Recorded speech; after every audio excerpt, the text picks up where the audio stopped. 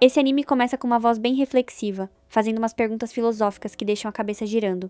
Os grandes atletas, os astronautas, os cantores famosos, será que eles já nasceram destinados ao sucesso? Ou tudo isso é resultado das escolhas que fizeram ao longo da vida? E se for assim, o que a gente diria sobre os magos? A cena muda e aparece uma jovem de cabelos verdes numa nascente escondida no meio de um bosque. Ela despeja um líquido especial que usou para lavar roupa, pede desculpas para os animaizinhos curiosos ao redor e avisa que um encantamento vai limpar tudo logo. E é exatamente isso que acontece. A água brilha intensamente e o líquido desaparece sem deixar rastro. Voltando para casa, ela vai nos explicando que aquele mundo é completamente cercado de magia. É algo útil, indispensável, o tipo de coisa que qualquer pessoa adoraria ter. Mas ela confessa que não faz a menor ideia de como a magia funciona, porque só os magos têm esse poder. O resto da humanidade, os humanos comuns como ela, apenas recebe os benefícios sem nunca poder usar. Lá no telhado, ela fantasiza em como seria incrível ser uma maga, mas uma rajada de vento quase leva os lençóis embora. Ela corre, pega tudo no ar e, no meio da confusão, flagra uma carruagem alada descendo perto de casa. Na mesma hora, ela larga o lençol pendurado de qualquer jeito e desce correndo para avisar a mãe. Quando abre a porta da loja de tecidos, ela dá de cara com um garoto albino elegante e umas senhoritas chiquérrimas escolhendo produtos. Deduzindo que as moças chegaram na carruagem, ela vira animada para Albino, mas ele já corta na hora e avisa que não está acompanhando ninguém. A mãe, toda ocupada, pede para a filha dar uma mãozinha, e a nossa prota, que atende ao garoto, aprende que ele quer um tecido na cor de fumaça. Cor de fumaça cinza, talvez? Sei lá, coisas de mago. Antes de tirar as medidas, nossa protagonista fofíssima, a Coco, implora para a mãe deixar ela dar uma espiadinha na carruagem alada. A mãe cede quando Coco promete de dedinho que nunca mais vai ficar repetindo que quer ser maga. Ela vai logo à sala de costura e corta o tecido com uma precisão absurda, com a habilidade de uma profissional experiente. No meio do processo, ela percebe que o garoto albino está observando cada movimento com uma atenção total, o que deixa a nossa prota morrendo de vergonha. Ele então elogia, dizendo que a habilidade dela com os tecidos é impressionante e que aquilo é magia de verdade. Coco nega tudo nervosa, balançando as mãos, porque na cabeça dela, a magia é algo muito mais misterioso e lindo. O albino nota o brilho no olhar dela, percebe que ela é completamente apaixonada pelo assunto e pergunta o porquê de tanta fascinação. Coco suspira com saudade e conta que quando era criança, a mãe a levou a um festival no castelo. Foi lá que ela esbarrou numa pessoa misteriosa que perguntou se ela queria um livro de ilustrações mágicas. A garotinha quis saber o que era magia, e o ser misterioso respondeu com toda a paciência. Era um milagre presente no mundo, podia ser uma carruagem voadora, uma nascente que se limpa sozinha ou pedras que brilham acompanhando seus passos. Completamente maravilhada, a pequena Coco ganhou o livro e ainda uma varinha de brinde. Mas aqui vai a lição de vida. Nunca aceitem presentes de estranhos mascarados na rua. A mãe achou que tinham passado a perna na filha, mas Coco jurou que uma borboleta apareceu e um cara de chapéu diferentão deu o presente. No final do flashback, a pequena Coco declara que quer se tornar maga e fazer todo mundo feliz. A mãe, jogando balde de água fria da realidade, explica que só nasce mago quem tem o dom. Pessoas comuns não têm poder mágico nenhum. Coco escuta aquilo, mas se distrai fascinada com as pedras brilhando no chão.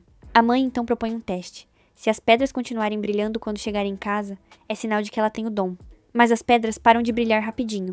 F total para a pequena Coco. De volta ao presente na loja, Coco diz que desde aquele dia nunca desistiu e não parou de observar a magia ao redor. O cliente albino tenta fazer mais uma pergunta, mas um estrondo bizarro corta tudo do lado de fora. Coco sai correndo e encontra um homem desesperado tentando controlar 2 cavalos alados super agitados. 2 meninos estão por perto e ela pergunta o que aconteceu. Um deles, o Tanal, tenta mentir, mas o amigo entrega que ele bateu a cabeça debaixo da carruagem e fez tudo capotar. A mãe da Coco aparece pedindo 1000 desculpas, especialmente porque as senhoritas donas da carruagem estão furiosas, sem saber como voltar para casa. É aí que o nosso cliente elegante entra em cena dizendo que resolve o problema e finalmente se apresenta. Ele é Kifrey, um mago de verdade. Todo mundo respira aliviado. A Coco, de boca aberta e totalmente impressionada, escuta ele explicar que pode consertar a carruagem com um feitiço, mas não pode fazer isso ao ar livre. Ela oferece o ateliê da loja e treme de ansiedade para ver um mago profissional em ação. Só que Kifrey quebra as pernas dela pedindo que ela fique de guarda na porta e avisa com voz séria que, aconteça o que acontecer, não pode deixar ninguém entrar. E eu fico aqui me perguntando, por que não, meu filho? Sentada do lado de fora, Coco reflete sobre por que ninguém pode ver a magia acontecer. De repente, ela flagra os meninos tentando se esgueirar para dentro feito ninjas. Ela grita, mas o Tanal manda ela calar a boca senão os adultos vão brigar com eles. No fim, os garotos desistem e vão embora decepcionados. Coco fica no silêncio, e bem quando ia desistir, um lençol cai na cabeça dela. Ela olha para cima, vê uma parte do telhado aberta e, tomada por uma curiosidade incontrolável, entra na casa, pega o livrinho mágico e espia por uma fresta. Lá embaixo ela vê uma cena chocante. Kiefer está desenhando o feitiço com uma pena.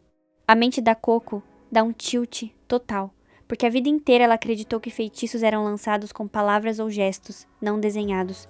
Quando Kiefer termina o círculo mágico, avisa que acabou o serviço. Não recebendo resposta, ele abre a porta e encontra Coco toda suja de poeira, com cara de maratona.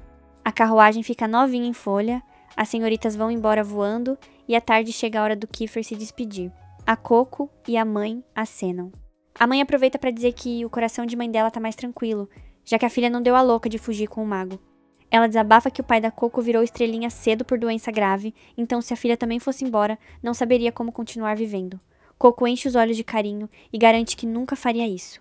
As duas entram juntinhas e, depois do jantar, vão dormir. Só que Coco tinha outros planos. Trancada no quarto, ela pega o livro de ilustrações mágicas e a varinha, porque agora sacou qual é o segredo real daquele objeto. A ponta é uma pena de desenho. Ela acha um frasco de tinta mágica, molha a pena e tenta copiar um feitiço, mas nada acontece. Frustrada, ela deita a cabeça na mesa. Mas uma única gotinha de tinta pinga da pena na folha e fecha exatamente o traço que faltava no círculo. A magia ativa, brilha intensamente e solta mini fogos de artifício no quarto. Completamente em choque, Coco grita de alegria, comemorando que é uma maga de verdade. Ela se empolga e fica desenhando sem parar. Em outra cena, Kiefer acorda desesperado, perto de uma fogueira, lembrando exatamente do que Coco tinha falado sobre o livro misterioso. Ele levanta num pulo. Enquanto isso, no quarto, Coco está suando frio tentando apagar um desenho que começou a pegar fogo de verdade. Olhando para o chão cheio de folhas, ela descobre uma regra importantíssima. Desenhos grandes têm poder muito maior, e traços feitos com calma duram muito mais que rabiscos. Ela então tem a ideia brilhante de calcar o padrão para que tudo saia perfeitinho, mas bem quando termina o traço, duas mãos a agarram por trás no susto e a tinta voa para todo lado. É o Kiefer. Ele atira do quarto na velocidade da luz e pergunta em pânico o que ela acabou de desenhar. Ela não faz a menor ideia. Nesse exato segundo, a magia foge do controle e o feitiço começa a cristalizar a casa inteira. Coco escuta a mãe chamando, mas até a coitada da senhora acaba sendo engolida e vira uma estátua. Em desespero total, Coco chora e implora por socorro. Kiefer tenta segurar ela, mas ela cai, e ele a agarra no ar, levando a menina para longe do caos. Chorando rios de lágrimas, Coco se culpa absurdamente. Kiefer senta com ela e explica que não tinha como ela saber o que ia acontecer, e então revela a verdade. Com tinta especial e os padrões dos círculos mágicos, qualquer pessoa consegue desenhar feitiços. Esse é o maior segredo absoluto que nenhum mago pode revelar. Com um peso enorme no coração, ele pede desculpas e avisa que vai ser obrigado a apagar as memórias dela. Aterrorizada, Coco implora para ele não fazer isso, perguntando quem vai salvar a mãe se ela esquecer tudo. Ela jura que se lembra de cada linha do desenho que causou o acidente. Kiefer arregala os olhos, percebe que ela pode ser a chave para reverter a situação, mas precisam encontrar outro livro idêntico para decifrar a magia reversa. No fim das contas, ele faz um acordo. Ela guarda o grande segredo dos magos trancado no coração e, impressionado com a determinação da garota, se oferece para ensinar magia, transformando Coco oficialmente em uma maga aprendiz. Horas depois, Coco acorda dentro de uma carruagem. Kiefer conta que conseguiu uma carona e estão quase chegando no ateliê dele, que agora vai ser a nova escola da garota. Ao chegar, ele avisa que plantou espinhas guardiãs mágicas em volta da casa da mãe, e quando crescerem, vão criar uma barreira impenetrável contra curiosos. Kiefer percebe que Coco está super para baixo e ela desabafa sobre a promessa que tinha feito de nunca abandonar a mãe. Ele a conforta lembrando que ela não agiu por maldade. Logo que entram em casa, o lugar se ilumina e ele cria um feitiço de água flutuante elegante, pedindo que ela lave o rosto e olhe para o futuro. Ela pega a tigela com água voando e pergunta fascinado o que é aquilo. Ele responde de boa que é só água, mas para Coco, qualquer coisa voando já perdeu completamente o status de comum. Ele sai rapidinho para buscar roupas novas, e Coco fica encarando o feitiço sem saber como lavar o rosto com aquilo. De repente, uma garotinha de cabelo rosa aparece de supetão, mandando ela relaxar porque aquela magia é a coisa mais básica do mundo. A menina animada se apresenta como Tétia e oferece uma aulinha expressa. Ela explica que o feitiço se chama gota flutuante e extrai água direto da umidade do ar. Mostra na prática que basta segurar pelo topo e pela base e inclinar de leve para a água sair pela bordinha. Coco agradece muito, Tete agradece de volta, Coco agradece os agradecimentos, Tete agradece de novo, e eu já tô aqui agradecendo, elas pararem de agradecer. Chega uma outra aprendiz de cabelo azul, a Rishi, que logo dá o conselho. É melhor ignorar a Tétia porque ela fala tanto que o único jeito de fazê-la calar a boca é não dar corda. Coco repara nos materiais que a Rishi carrega penas, potes de tinta e liga os pontos. Elas também são magas. Tétia confirma orgulhosa, dizendo que são aprendizes do mestre Kifrin, e já pergunta animada se Coco vai entrar pra turma. Coco humildemente diz que acha cedo demais para se chamar de aprendiz, já que foi literalmente ontem que desenhou o primeiro feitiço da vida. As duas meninas ficam em choque com cara preocupada. Tétia, com voz trêmula, pergunta se Coco é aquela garota. Como Coco não entende a referência, as aprendizes se olham com tensão e acabam contando um boato pesado. Uma menina usou magia proibida de forma catastrófica e, por algum motivo absurdo, os magos não apagaram a memória dela, deixando-a virar aprendiz. Saber que virou a fofoca do momento deixa Coco apavorada, mas a tensão se desfaz quando Kiefer aparece. Vendo que o grupinho já se conheceu, ele manda Rishi e a Tétia estudar nos quartos após terminarem os deveres. As duas concordam e somem. Kiefer entrega as roupinhas padrão do ateliê para Coco. Ela pega com insegurança no olhar, mas ele pede para ela não ter medo, prometendo explicar tudo. Já banhada e uniformizada, ela senta com ele e Kiefer conta a história da origem. No passado, a magia não era rara. Como Coco acabou descobrindo da pior maneira, basta a tinta certa e os círculos mágicos, literalmente qualquer pessoa podia usar magia. Era a coisa mais banal do mundo. Mas dar poder ilimitado à humanidade nunca dá bom. As pessoas começaram a usar a magia para atrocidades, criando armas e feitiços cruéis que ninguém consegue imaginar. O mundo quase foi pro buraco, até que os poucos magos sensatos que sobraram decidiram dar um basta. Eles se uniram, lançaram um feitiço global que apagou a memória de toda a humanidade e confiaram o segredo da magia apenas a um grupo seleto que jurou proteger essa verdade com a própria vida. Esse evento ficou conhecido como Dia da Conspiração. É por causa dele que até hoje as pessoas acreditam que só nasce mago quem tem o dom. Se a população descobrir a verdade de novo, o ciclo de ganância e guerra vai se repetir e os magos terão que apagar tudo outra vez. Com todas as cartas na mesa, Kiefer olha nos olhos de Coco e diz que espera que ela entenda por que guardam esse segredo às 7 chaves. Coco então toma coragem e pergunta sobre a tal magia proibida que as meninas mencionaram. Ele explica que é tudo o que foi criado durante aquele período sombrio de guerra e banido no dia da conspiração. Feitiços desenhados com o único propósito de machucar ou controlar os outros. Coco implora por uma listinha do que nunca deve usar. Kiefer solta a frase clássica de mestre, tudo chega no seu momento, mas decide mostrar algo incrível. Ele revela a regra de ouro. Qualquer feitiço lançado diretamente no corpo humano é estritamente proibido, não importa se a intenção é boa ou ruim. Isso inclui feitiços que alteram a idade, teletransporte de pessoas, manipulação de pensamentos ou emoções, magias de ataque e até feitiços de cura. A única exceção é a magia de apagar memórias. No dia a dia, os magos só podem usar magia direcionada a objetos, criando coisas úteis como carruagens voadoras e janelas de teletransporte. Falando em janela, ele mostra uma na parede. Gira uns símbolos mágicos e a paisagem do lado de fora muda para um lago gigante. Da janela, ele aponta para uma construção colossal, a Torre dos Livros, que guarda todo o conhecimento mágico da história.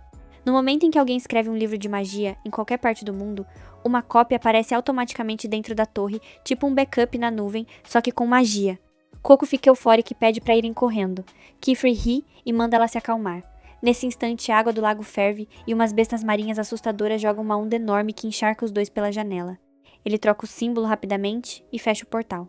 Explica que aquele monstro é o desafio do bibliotecário e que a Torre dos Livros é protegida por 4 bibliotecários supremos.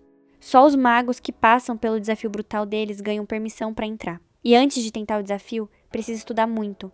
Kiefer confessa que ficou muito feliz quando Coco disse que queria aprender magia, sabendo o quanto é difícil não se deixar dominar pelo medo após o trauma.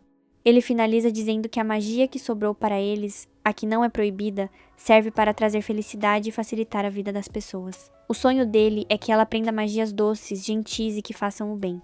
No fim da tarde, eles vão ao quarto novo da Coco. Kiefer bate na porta de um dormitório e percebe que Agot não está lá. Coco pergunta quem é essa tal de Agot e ele explica que ela vai ser a companheira de quarto. Ele abre o cômodo, explica que as aprendizes dividem o espaço de trabalho, mas tem quartos individuais para dormir, e se despede dizendo que precisa resolver um assunto urgente de mago. E eu fico aqui me perguntando se ele não tem nenhuma papelada de matrícula para assinar. Mas enfim. Sozinho em outro cômodo, Kiefer usa um feitiço de comunicação e avisa para alguém misterioso que a garota novata ainda não deu um pio sobre o cara do livro, concluindo que ela ainda está traumatizada. Enquanto isso, Coco está no ateliê dando aquela bisbilhotada básica nas coisas da nova colega de quarto. Ela se encanta com os pincéis diferentes e fica admirando um deles, até que uma voz seca manda ela parar de xeretar a mesa alheia. Coco toma um susto e vê uma jovem descendo graciosamente do teto, usando magia. A Coco tenta ser simpática e se apresentar, mas a Agot já corta o papo com uma frieza de congelar o deserto. Ela diz que já sabe quem é Coco, e sem o menor filtro, dá os pêsames pela mãe dela, soltando a facada de que a senhora nunca mais vai voltar ao normal por culpa da própria filha. Coco engole o choro e responde com firmeza que foi exatamente por isso que foi até aquele ateliê, para se tornar uma maga poderosa e salvar a mãe. Ouvindo a audácia, a Agot levanta as mãos mostrando os dedos calejados de tinta mágica e diz que é impossível uma não iniciada sem base virar maga de verdade. Coco não baixa a cabeça e rebate dizendo que já conseguiu desenhar magia e que por isso vai tentar com todas as forças. A Agot lança o desafio. Ela manda Coco provar no teste oficial do dia seguinte. A treta só não escala porque as outras aprendizes invadem o quarto chamando as duas para jantar e anunciando uma festinha de boas-vindas improvisada. Na sala de jantar, o entusiasmo cai quando elas olham para os pratos e veem a comida de sempre. Tetia, decepcionada, pergunta cadê a comida especial. Kiefer ri sem graça e explica que a chegada de Coco foi de última hora. Ele percebe que a Agot não desceu e pergunta por ela. Tetia avisa que a garota preferiu comer trancada no quarto. Kiefer não esquenta a cabeça e manda o pessoal atacar a comida. Coco se delicia com o jantar como se fosse o melhor prato do mundo. Quando chega a hora de dormir, Coco deita, mas o sono não vem. O silêncio faz a culpa pela mãe virar estátua, voltar com tudo. No dia seguinte, ela está cercada de livros de magia tentando entender, mas com aquela cara de paisagem sem absorver nada. Kiefer chega de fininho, percebe o sufoco e entrega os materiais de desenho, explicando que magia se aprende botando a mão na massa. Animada, Coco senta e estuda de forma impecável. Mas a motivação dura pouco e ela acaba jogada no chão com o cérebro fritando. Para testar o que ela absorveu, Kiefer pede uma explicação. Coco levanta como um robozinho e recita. Todo feitiço tem 3 componentes. No miolo fica a crista, as linhas ao redor são as setas, e a linha que circula tudo e fecha o feitiço é o círculo. As cristas têm elementos diferentes, como fogo, água, luz e vento, e determinam a natureza da magia. As setas controlam a forma, o tamanho e a direção. E quando o mago fecha o círculo sem nenhuma falha, bum, a magia acontece. Kiefer dá os parabéns e manda ela praticar, mas em poucos minutos ela desaba de frustração, quase rasgando o papel. Kiefer retira a folha rapidamente e pede para ela se acalmar. Coco, quase chorando, implora para ele não olhar aqueles rabiscos horríveis. Ele ignora, analisa os traços e, com um sorriso compreensivo, concorda que estão bem tortos, mas lembra que ela pegou na pena pela primeira vez ontem. Para dar um gás, ele mostra onde melhorar. A dica principal é aprender a fechar o círculo com cuidado. Ele segura a mão dela, guiando a pena. Coco fica tensa, mas eles conseguem completar o traço. No segundo que a linha fecha, o feitiço dispara um jato de água direto na cara da Agot, que passava pela hora errada. Coco entra em pânico e começa a pedir desculpas, mas quando vê que a água molhou o caderno de estudos da veterana, começa a sacudir o vestido desesperadamente. Surpreendentemente, a Agot não explode. Ela respira fundo, diz que não foi nada e, num ato inesperado de coleguismo, pede para ver o círculo que Coco desenhou. Ela logo aponta os erros matemáticos e geométricos com toda a calma. Coco escuta atenta, chocada com o fato de que a menina grossa está ajudando. Kiefer aproveita a vibe pacífica para avisar que precisa passar 2 dias fora resolvendo assuntos no grande auditório dos magos. Como mestre meio irresponsável que é, deixa a Agot no comando. Coco tenta protestar, mas ele dá um tapinha nas costas, manda ela focar nos estudos e aprender tudo o que puder com as veteranas. Sem outra opção, Coco volta ao quarto e pede desculpas mais uma vez pelo incidente da água. A Agot suspira e confirma que não está brava, mas corta qualquer simpatia. Lembra do trato? O tempo de estudar acabou, e é hora do exame prático. Corta para Kiefer chegando no grande auditório. Ele desce as escadarias usando magia, até que uma mulher misteriosa puxa ele pelo braço da varinha, dando uma bronca amigável por não descer andando feito gente normal. Saindo das sombras, a gente conhece a Lyra, que cumprimenta Kiefer chamando de o garoto problema do auditório, e logo solta a bomba, já sabe da nova aprendiz. O mago arregala os olhos chocado com a velocidade da fofoca no mundo mágico. A Lyra dá uma risadinha, dizendo que o babado espalhou porque todo mundo sabe que a garota está envolvida com a terrível gangue do chapéu com aba. Kiefer para de andar no mesmo instante. A Lyra engrossa a voz dizendo que, há séculos, não se via magia proibida sendo usada livremente, e que a garota é uma pista essencial. Kiefer fecha a cara e corta o assunto com um olhar protetor, dizendo que as coisas não são tão simples assim. Ele tenta desconversar, afirmando que a menina nem passou no exame ainda, então tecnicamente não é aprendiz de ninguém. A Lyra concorda que seria loucura submeter a ao teste agora, já que os picos de Dada, local do exame, estão na altitude máxima desta temporada. Kiefer confirma que é exatamente por isso que jamais enviaria a menina sozinha. Ah, se ele soubesse o que tá rolando em casa! De volta ao ateliê, a Agot está preparando tudo para mandar Coco ao exame. A novata está cheia de incertezas, afinal, o mestre não está lá, e ela acabou de cair de paraquedas nesse universo. A Agot não tem pena, lembrando que passou nesse mesmo teste com 10 anos. Ela explica as regras. O primeiro desafio se chama Permissão Real. A aluna só pode carregar 3 ferramentas mágicas na bolsa e precisa escalar até o topo dos picos de Dadá, umas ilhas flutuantes imensas, para colher uma flor rara chamada Coroa de Rei. Um rolê super tranquilo, né? A Gotti entrega uma bússola mágica, o frasco de gota flutuante, e manda ela ir. Com a cara de pau que os deuses dos animes entregam aos protagonistas, Coco pede os sapatos mágicos da Gotti emprestados, lembrando que viu Kifrey voando com eles. A Gotti saca na hora o plano, mas de forma suspeita entrega o calçado e empurra a novata para a missão, deixando um último aviso gelado. Se ela falhar, o mestre Kifrey perde o direito de continuar o treinamento. Na selva, Coco está no meio do mato fechado dando gritinhos de autoajuda para não surtar, seguindo a bússola. O problema é que ela tropeça em cada raiz e não para de cair. Após muito apanhar do terreno, ela sai da floresta e se depara com os picos de Dadá. Quando percebe que são pedaços de terra enormes flutuando absurdamente alto no céu, ela senta e calcula a rota. O cérebro brilha e ela lembra dos sapatos. A ideia é voar até lá em cima, mas uma rajada de vento forte a joga no chão de novo. Sem desistir, ela nota o círculo desenhado na sola dos 2 sapatos, junta os pés e consegue se elevar. Só que o controle é péssimo e lá vai a prota de cara no barro mais uma vez. Ela observa um passarinho voando e tenta copiar a pose, mas o resultado é o mesmo: beijo no chão. Enquanto a Coco rala os joelhos, Kifrey está no auditório com a Lyra. Ela comenta que ele não precisaria pegar estrada para ir até lá se simplesmente voltasse a morar na base, argumentando que a biblioteca e as proteções de lá seriam perfeitas para ensinar as aprendizes. Kifrey recusa com educação, dizendo que sabe o caminho quando for necessário. A Lyra aproveita para dar um aviso sério. As meninas são novinhas e indefesas, e sem a supervisão dele, coisas horríveis poderiam acontecer. Eita, se ela soubesse! De volta ao desespero da Coco, ela está quase pendurada num cipó tentando escalar na raça. Quando acha que está arrasando, uma centopeia careca gigante pula do nada. Coco solta um grito de terror, larga o cipó e cai numa poça de lama, levando o bicho junto. Saindo da poça, parecendo um monstro do pântano, o bichinho começa a segui-la como um cachorro de rua. Ela o ignora carinhosamente, chamando de verme-pincel, e corre para limpar o sapato mágico, mas o pesadelo se concretiza. Ao esfregar o barro, a tinta mágica da sola começa a apagar. Desesperada, ela faz a descoberta mais cruel.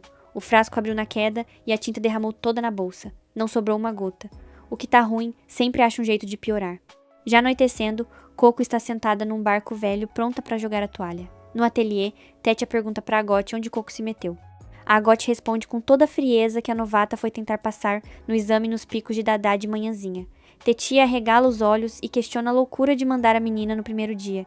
A Gotti responde que o teste é tão fácil que até uma criança de fraldas passaria, e que se Coco não tiver capacidade, é porque é inútil e não merece gastar o tempo precioso do ateliê.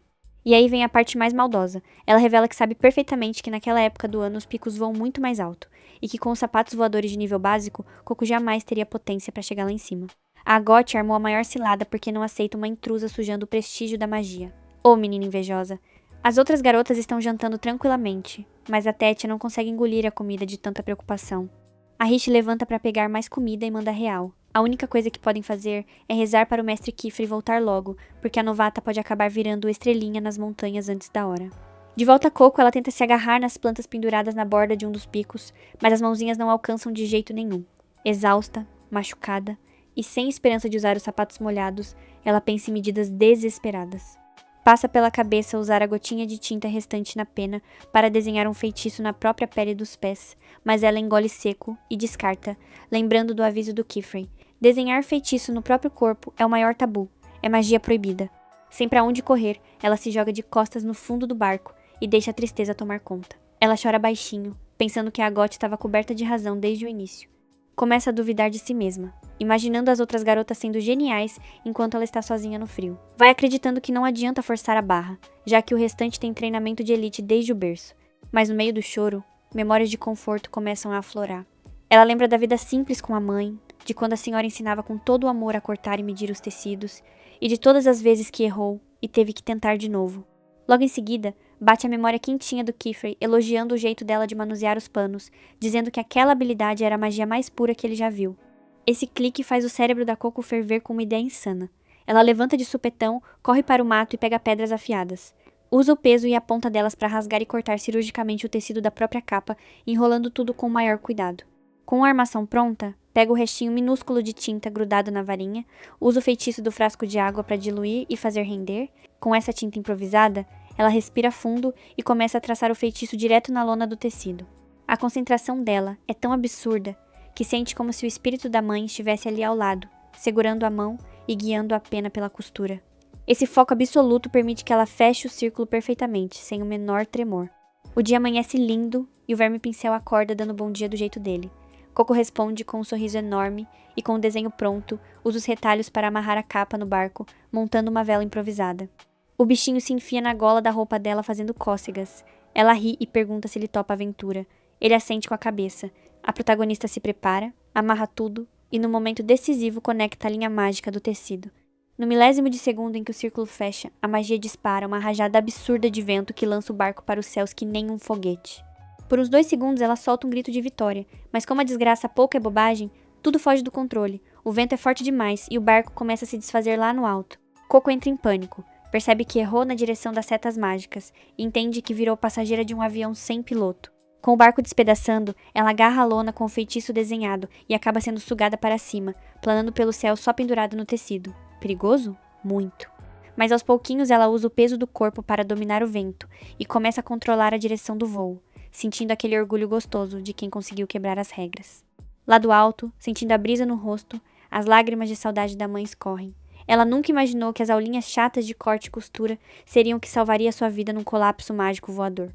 Como eu sempre digo, mães são os seres mais mágicos do universo, e não aceito que ninguém diga o contrário. Lá em cima, Coco manobra o tecido voador seguindo a bússola, mergulha em direção ao pico certo e enxerga a tão sonhada flor coroa de rei. Ela tenta arrancar de primeira, mas falha.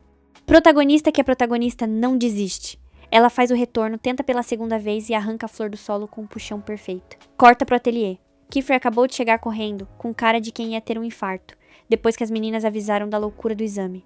Ele está furioso, dizendo que Coco não tinha a menor base técnica para encarar aquele lugar. A Agot, escondidinha num canto, começa a engolir a culpa enquanto escuta o mestre falar, com a voz embargada, que se a Coco se machucasse, eles não perderiam apenas uma vida inocente, mas a chave para salvar uma família inteira. No exato segundo em que Kiefer abre o portal para ir buscá-la, todo mundo dá um pulo de susto. Coco surge voando, cai para dentro da sala, toda descabelada e sorridente, segurando a preciosa flor.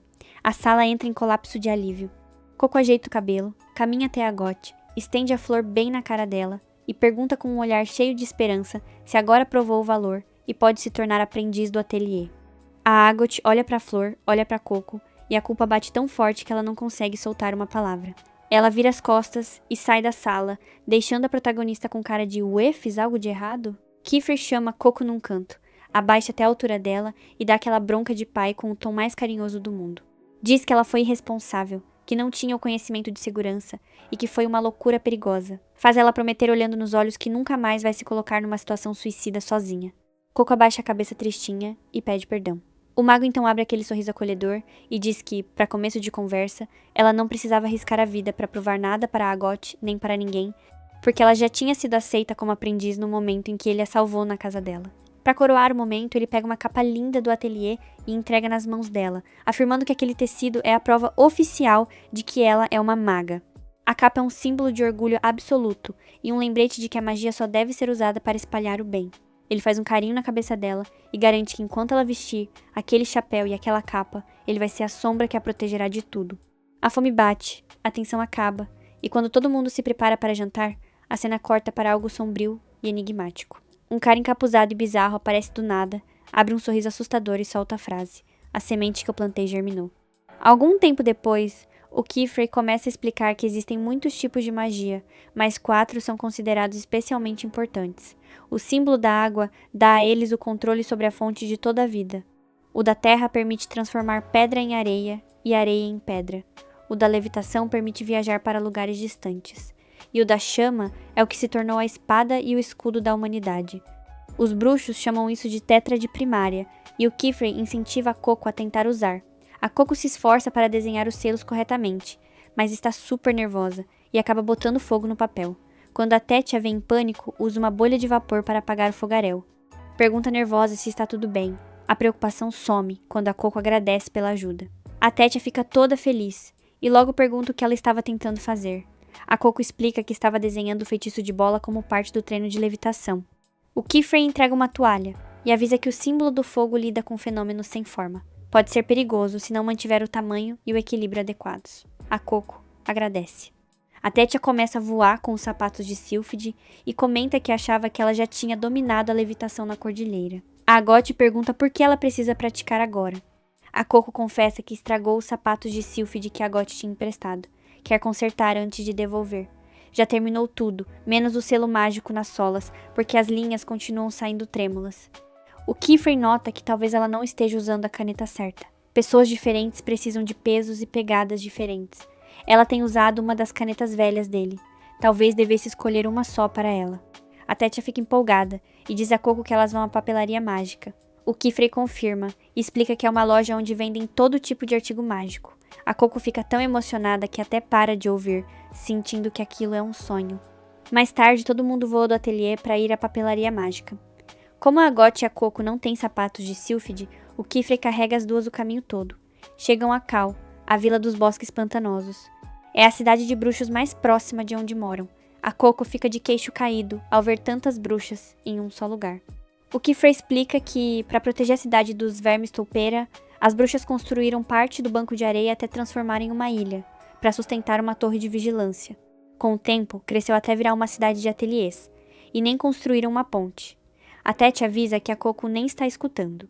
A Agot diz que tem coisas mais importantes para fazer do que bancar guia turística. Vai por conta própria, porque tem lojas que quer visitar. O Kiefer diz que se encontram na papelaria mágica. Depois pergunta a Coco como vão as coisas com a Agot. A Coco responde, meio em dúvida, que gostaria de se aproximar mais dela. Enquanto caminham, a Coco se maravilha com tudo, mas de repente ela para, vê algo pelo canto do olho em um beco escuro. Quando se vira para olhar, já desapareceu. A Tétia chama a atenção dela, lembrando que não devem se separar. Finalmente chegam à papelaria mágica, a espada estrelada. A Coco fica maravilhada ao ver uma antiga árvore prateada crescendo no meio da loja. Um ancião sai e comenta que não costuma ver uma aprendiz ficar tão impressionada com uma árvore de madeira prateada. Se surpreende que ela não conheça algo tão básico. O Kiefer pede que ele não seja assim, porque a Coco não está há muito tempo como aprendiz. O ancião se dá conta de que ela é a famosa garota de quem ouviu falar e se desculpa. A Tétia avisa que esse ancião é o Nonoa, o dono da loja. O Nonoa confirma e diz que todos os componentes ali foram feitos por ele e pelo neto, o Tartar. Isso inclui canetas, tinta e tudo o que vem. Menciona extrair tinta mágica na concentração que desejarem. A Coco não entende. O Nonoa decide mostrar diretamente. Ela o segue com entusiasmo. Enquanto sobe, vê um garoto esculpindo algo em madeira, mas ignora. O Nonoa pega um galho da árvore de madeira prateada e submerge em um líquido. Com um pouco de calor, o líquido fica preto. O Kiefer explica que é o cruor da madeira. O Nonoa diz que os galhos são de um branco prateado quando saudáveis, mas ficam pretos quando morrem. Nesse estado, é tóxico. Mas dissolvido em água e filtrado, obtém tinta mágica bruta, a fonte de toda a magia. O Kiefer explica que a tinta normal é feita com a fuligem de madeira comum, mas a tinta mágica é feita a partir do cruor, o sangue literal da árvore. Por isso, as árvores de madeira prateada são extremamente importantes. O Nonoa menciona que é a única árvore da qual podem extrair essa tinta. A Coco admite que soa como uma árvore incrível.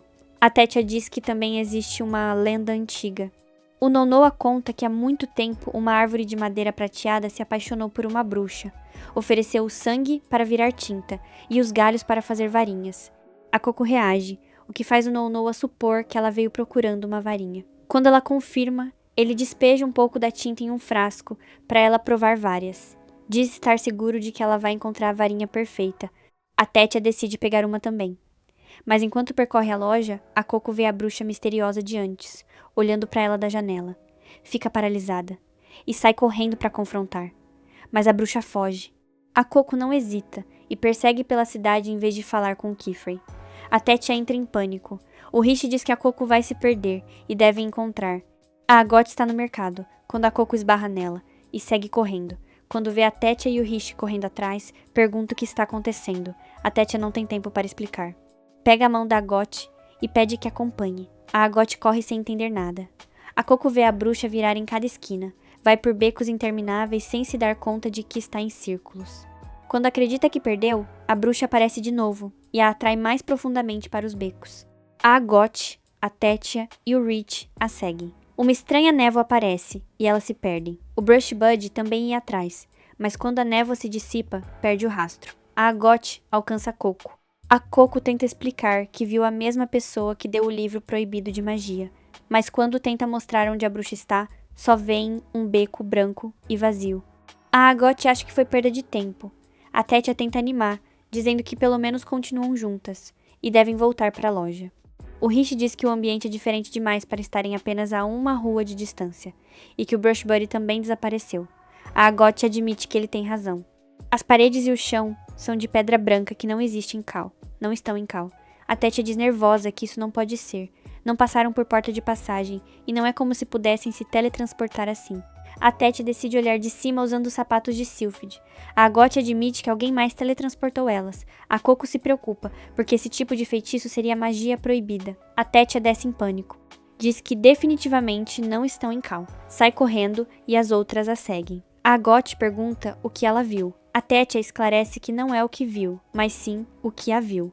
A bruxa misteriosa observa toda a cena e admite que não tem assuntos com as outras garotas, mas que agora já não importa. Pouco depois, a Coco e as demais dão de cara com um dragão gigante. E com isso, a bruxa dá oficialmente as boas-vindas ao mundo da magia, dizendo que ela é a esperança delas. Nesse meio tempo, o Kiefer pergunta ao Nonoa se ele viu as aprendizes. O Nonoa presumiu que tinham saído para passear. O Kiefer diz que é impossível elas se entediarem ali, e que elas não iriam embora sem agradecer. Descreve a bruxa, dizendo que ela levava um cajado cuja parte superior parecia um olho. Esse detalhe faz a expressão do Kiefer mudar de imediato, deixando claro que a situação é muito pior do que ele pensava. As garotas ficam paralisadas ao ver o feroz dragão. A Agot adverte para manterem o contato visual e recuarem lentamente. Quando estiverem longe o suficiente, ela dá o sinal. Todas seguem as instruções. A Agot dá o sinal e saem correndo, perseguidas pelo dragão. Quando conseguem distância, ela para de repente e se vira para atacar com um selo de fogo. O dragão fica envolto em chamas, e ela diz que essa é a oportunidade. Escapam. Enquanto correm, a Coco diz para a Agot que o feitiço foi incrível. A Agot explica que utilizava o símbolo de fogo irradiado pelo signo do vento em espiral. A Coco se impressiona com o quão rápido ela desenhou. A Agot esclarece que não fez naquele momento. Os feitiços são preparados com antecedência no grimório de palma dela, e depois podem ser ativados em um instante fechando o anel.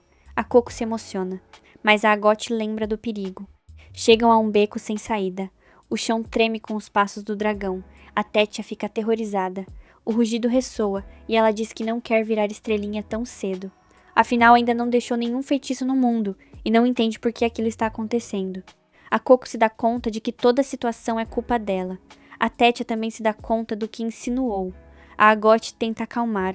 Lembra que são aprendizes de bruxa e vão encontrar uma saída. A Tétia se acalma. A Agot avisa que vai usar um feitiço quebra-paredes para criar uma saída. Pede ao Rish e à Tétia que ganhem tempo. A Coco fica para trás, incapaz de ajudar. Segue pensando na expressão da Tétia de antes, porque sentiu que ela a culpava. A Tétia desenha um símbolo de levitação e cola no uniforme dela, fazendo flutuar. O uniforme sai voando, e o dragão persegue. A Tétia diz que isso deve dar algum tempo. A Agot e o Rish elogiam a ideia, enquanto a Coco percebe o quão incrível a Tétia é. Enquanto observa o dragão seguir o uniforme, a Coco nota um estranho selo mágico em uma das paredes. Sem pensar, tenta avisar a Agot. Mas acidentalmente move o braço, e arruína o selo mágico que a Agot já estava desenhando na parede. A Coco tenta se desculpar, mas a Agot explode, perguntando qual o problema dela, porque não deveria tocar em alguém enquanto está desenhando. A Coco volta a se desculpar e esclarece que não fez de propósito, mas a Agot não quer ouvir. Diz que transformar a mãe dela em pedra e colocar todas num perigo de acabar o contrato de vez também não foi de propósito, e ainda assim tudo é culpa dela. A Coco fica em choque. A Agot diz que ela tem que entender o quão ignorante é, e que pare de tentar fazer qualquer coisa. A Tétia pergunta o que vão fazer. A Agot diz que não tem tempo para começar de novo, e terão que procurar outra rota. Antes que ela possa terminar, o Rish avisa que já cuida disso. A parede desmorona justo quando ele completa o selo mágico. Deixam o beco para trás e continuam tentando escapar. A Coco fica para trás por um momento, ainda impactada pela explosão da Agot, e se pergunta o que deveria fazer. Enquanto isso, o Kiefer busca inquieto por toda a cidade. Admite que não esperava que os chapéus de aba larga fizessem contato por conta própria. Os chapéus de aba larga são uma perigosa facção que usa chapéus de outra época e oculta o rosto por trás de máscaras. Ele pensava que a Coco daria alguma pista, não que fossem diretamente até ela. Pergunta ao Tartar se ele lembra de algo mais, mas ele confessa que não se lembra de muito. O Brush Buddy se aproxima, e o Kiefer se dá conta de que a criatura deve saber onde elas estão. Como logo vai escurecer, sai correndo seguindo o Brush Buddy, esperando que todas estejam a salvo. A Agot, com um suspiro cansado e visivelmente frustrada, afirma que já perdeu completamente a conta de quantas vezes acabaram retornando exatamente para o mesmo local. Olha para as amigas e diz a todas que o melhor a se fazer agora seria conservar a energia que ainda lhes resta e se esconder em algum lugar mais seguro. Procuram e finalmente encontram uma área mais silenciosa, encolhendo-se ali para tentar conseguir pelo menos um pouco de descanso. Enquanto tentam relaxar, a Coco repara na tia, notando que ela parece ainda estar tremendo de medo e sentindo muito frio. Diante dessa cena, a Coco decide que precisa dizer alguma coisa e quebra o silêncio, pedindo sinceras desculpas à tia por ter colocado todas em uma situação tão absurdamente perigosa. A tia percebe o que está acontecendo. A Coco está assumindo toda a culpa por causa do desabafo que ela teve mais cedo, quando surtou dizendo que estava com muito medo e que não estava pronta para virar estrelinha tão cedo. A tia se apressa em tranquilizar a Coco dizendo com todas as letras que a culpa de forma alguma é dela.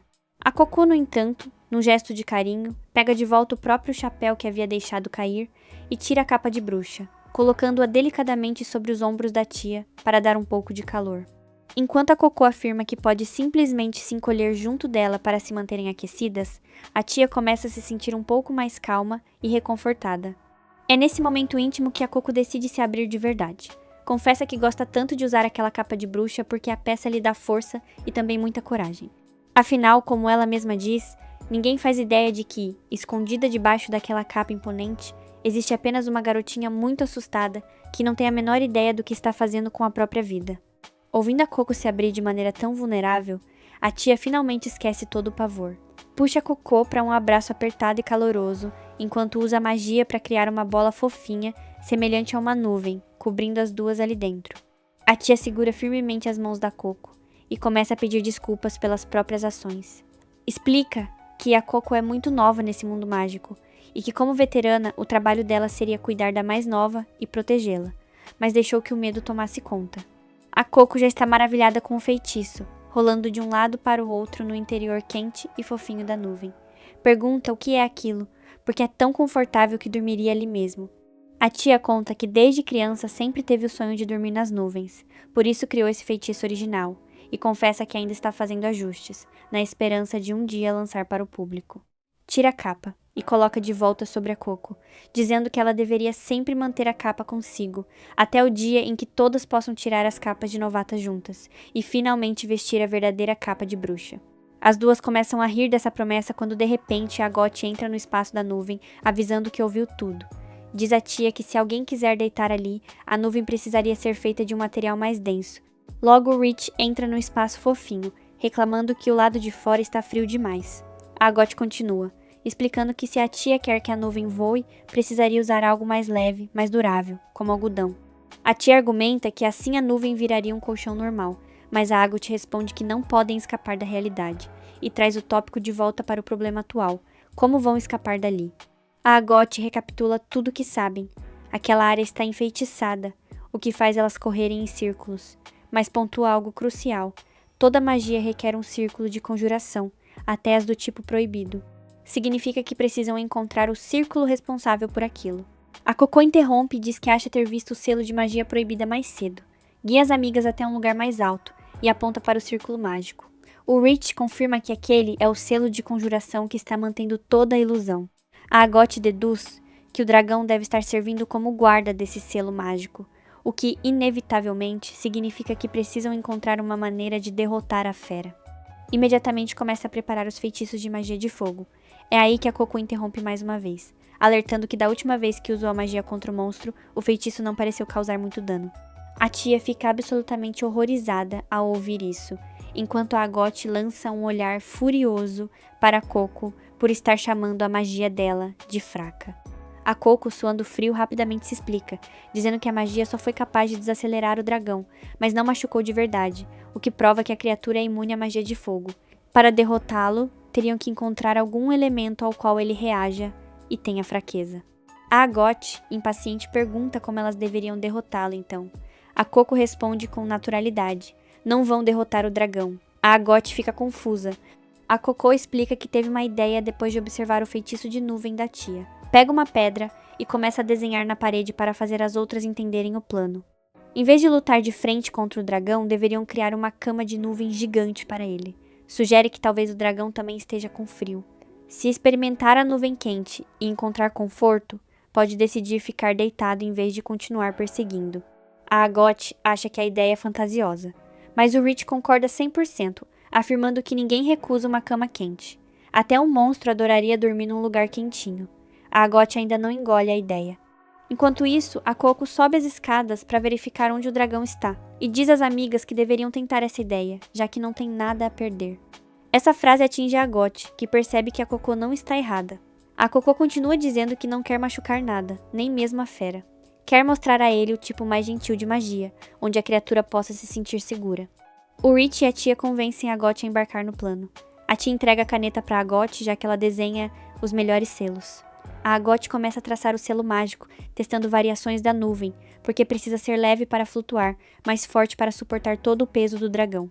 A tia aconselha que usem papel picado, mas percebem que não tem o suficiente. A Coco e o Rich sugerem usar as capas ou os cabelos, mas nada é suficiente. A Agot pensa que se tivessem areia ao redor, poderiam ter tentado, e então se lembra de algo brilhante. Com o feitiço de quebrar paredes, podem criar partículas de areia muito finas. Devem fazer múltiplos selos mágicos menores, porque isso criaria uma areia ainda mais delicada. E como desenhar selos pequenos é a especialidade do Rich, ele coloca a mão na massa e começa a desenhar em velocidade incrível. A Agot pede para a tia criar um feitiço capaz de compactar a areia firmemente, enquanto ela mesma trabalha num feitiço que envolveria tudo para criar um santuário quente. A Coco, querendo participar, pergunta se há algo que possa fazer. A Agot é direta e diz para ela esperar e observar, já que não há nada que pudesse realizar com as habilidades atuais. Todas mergulham no trabalho. A Coco nota que a Agot descartou um monte de selos mágicos que não estavam dentro dos padrões de perfeição dela. Pega um desses rascunhos e fica surpresa ao ver o quão redondos são os círculos. Aproxima-se de fininho para ver melhor e percebe o segredo. A Agot pratica desenhando o círculo no ar várias vezes antes de traçar no papel. Olhando ao redor, a Coco percebe que tanto o Rich quanto a tia também fazem a mesma coisa. É por isso que os círculos dela são mais limpos. Determinada, começa a praticar. Tudo ao redor começa a ficar escuro e a área mais fria. A tia pergunta se deveriam acender uma fogueira. O Rich avisa que está sem papel. A Agot continua fritando o cérebro pensando no feitiço da nuvem, mas nesse instante, a Coco rouba a atenção dela ao conseguir desenhar um selo de fogo de forma perfeita, fazendo a chama permanecer contida. A tia e o Rich dão os parabéns a Coco. Enquanto isso, a Agot olha para todas as tentativas que a Coco fez no papel, até que uma lâmpada se acende na mente dela. Tem um estalo. Revela o plano às amigas e todas se preparam para executá-lo. Começam a correr em grupos de duas. A tia corre ao lado da Coco, enquanto a Agot leva o Rich. Assumem as posições e começam a desenhar freneticamente no chão, olhando para trás a todo momento para ver de onde o dragão vem. Assim que tudo é finalizado, a Coco dá o sinal verde para completarem o círculo e ativarem a magia. Ativam simultaneamente todos os círculos que desenharam pelo caminho, causando uma série de explosões por toda parte, o que imediatamente atrai a atenção do dragão. Acontece que a grande sacada da Agot foi perceber que a maneira de resolver o problema era usando a magia de repetição. Geraram um monte de explosões sucessivas, levantando uma nuvem de poeira fininha e muito quente. Em seguida, isolaram essa poeira com a magia de repetição, fazendo com que ela continue sendo regenerada de novo e de novo, infinitamente. Esse processo criou uma nuvem que é densa o suficiente para suportar todo o peso do imenso monstro sem desmoronar.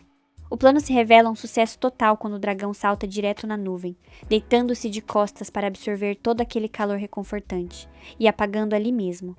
As garotas comemoram, mas a Agot corta a festa, avisando que o trabalho ainda não está concluído. Passam de fininho pelo monstro adormecido e sobem em direção ao selo mágico.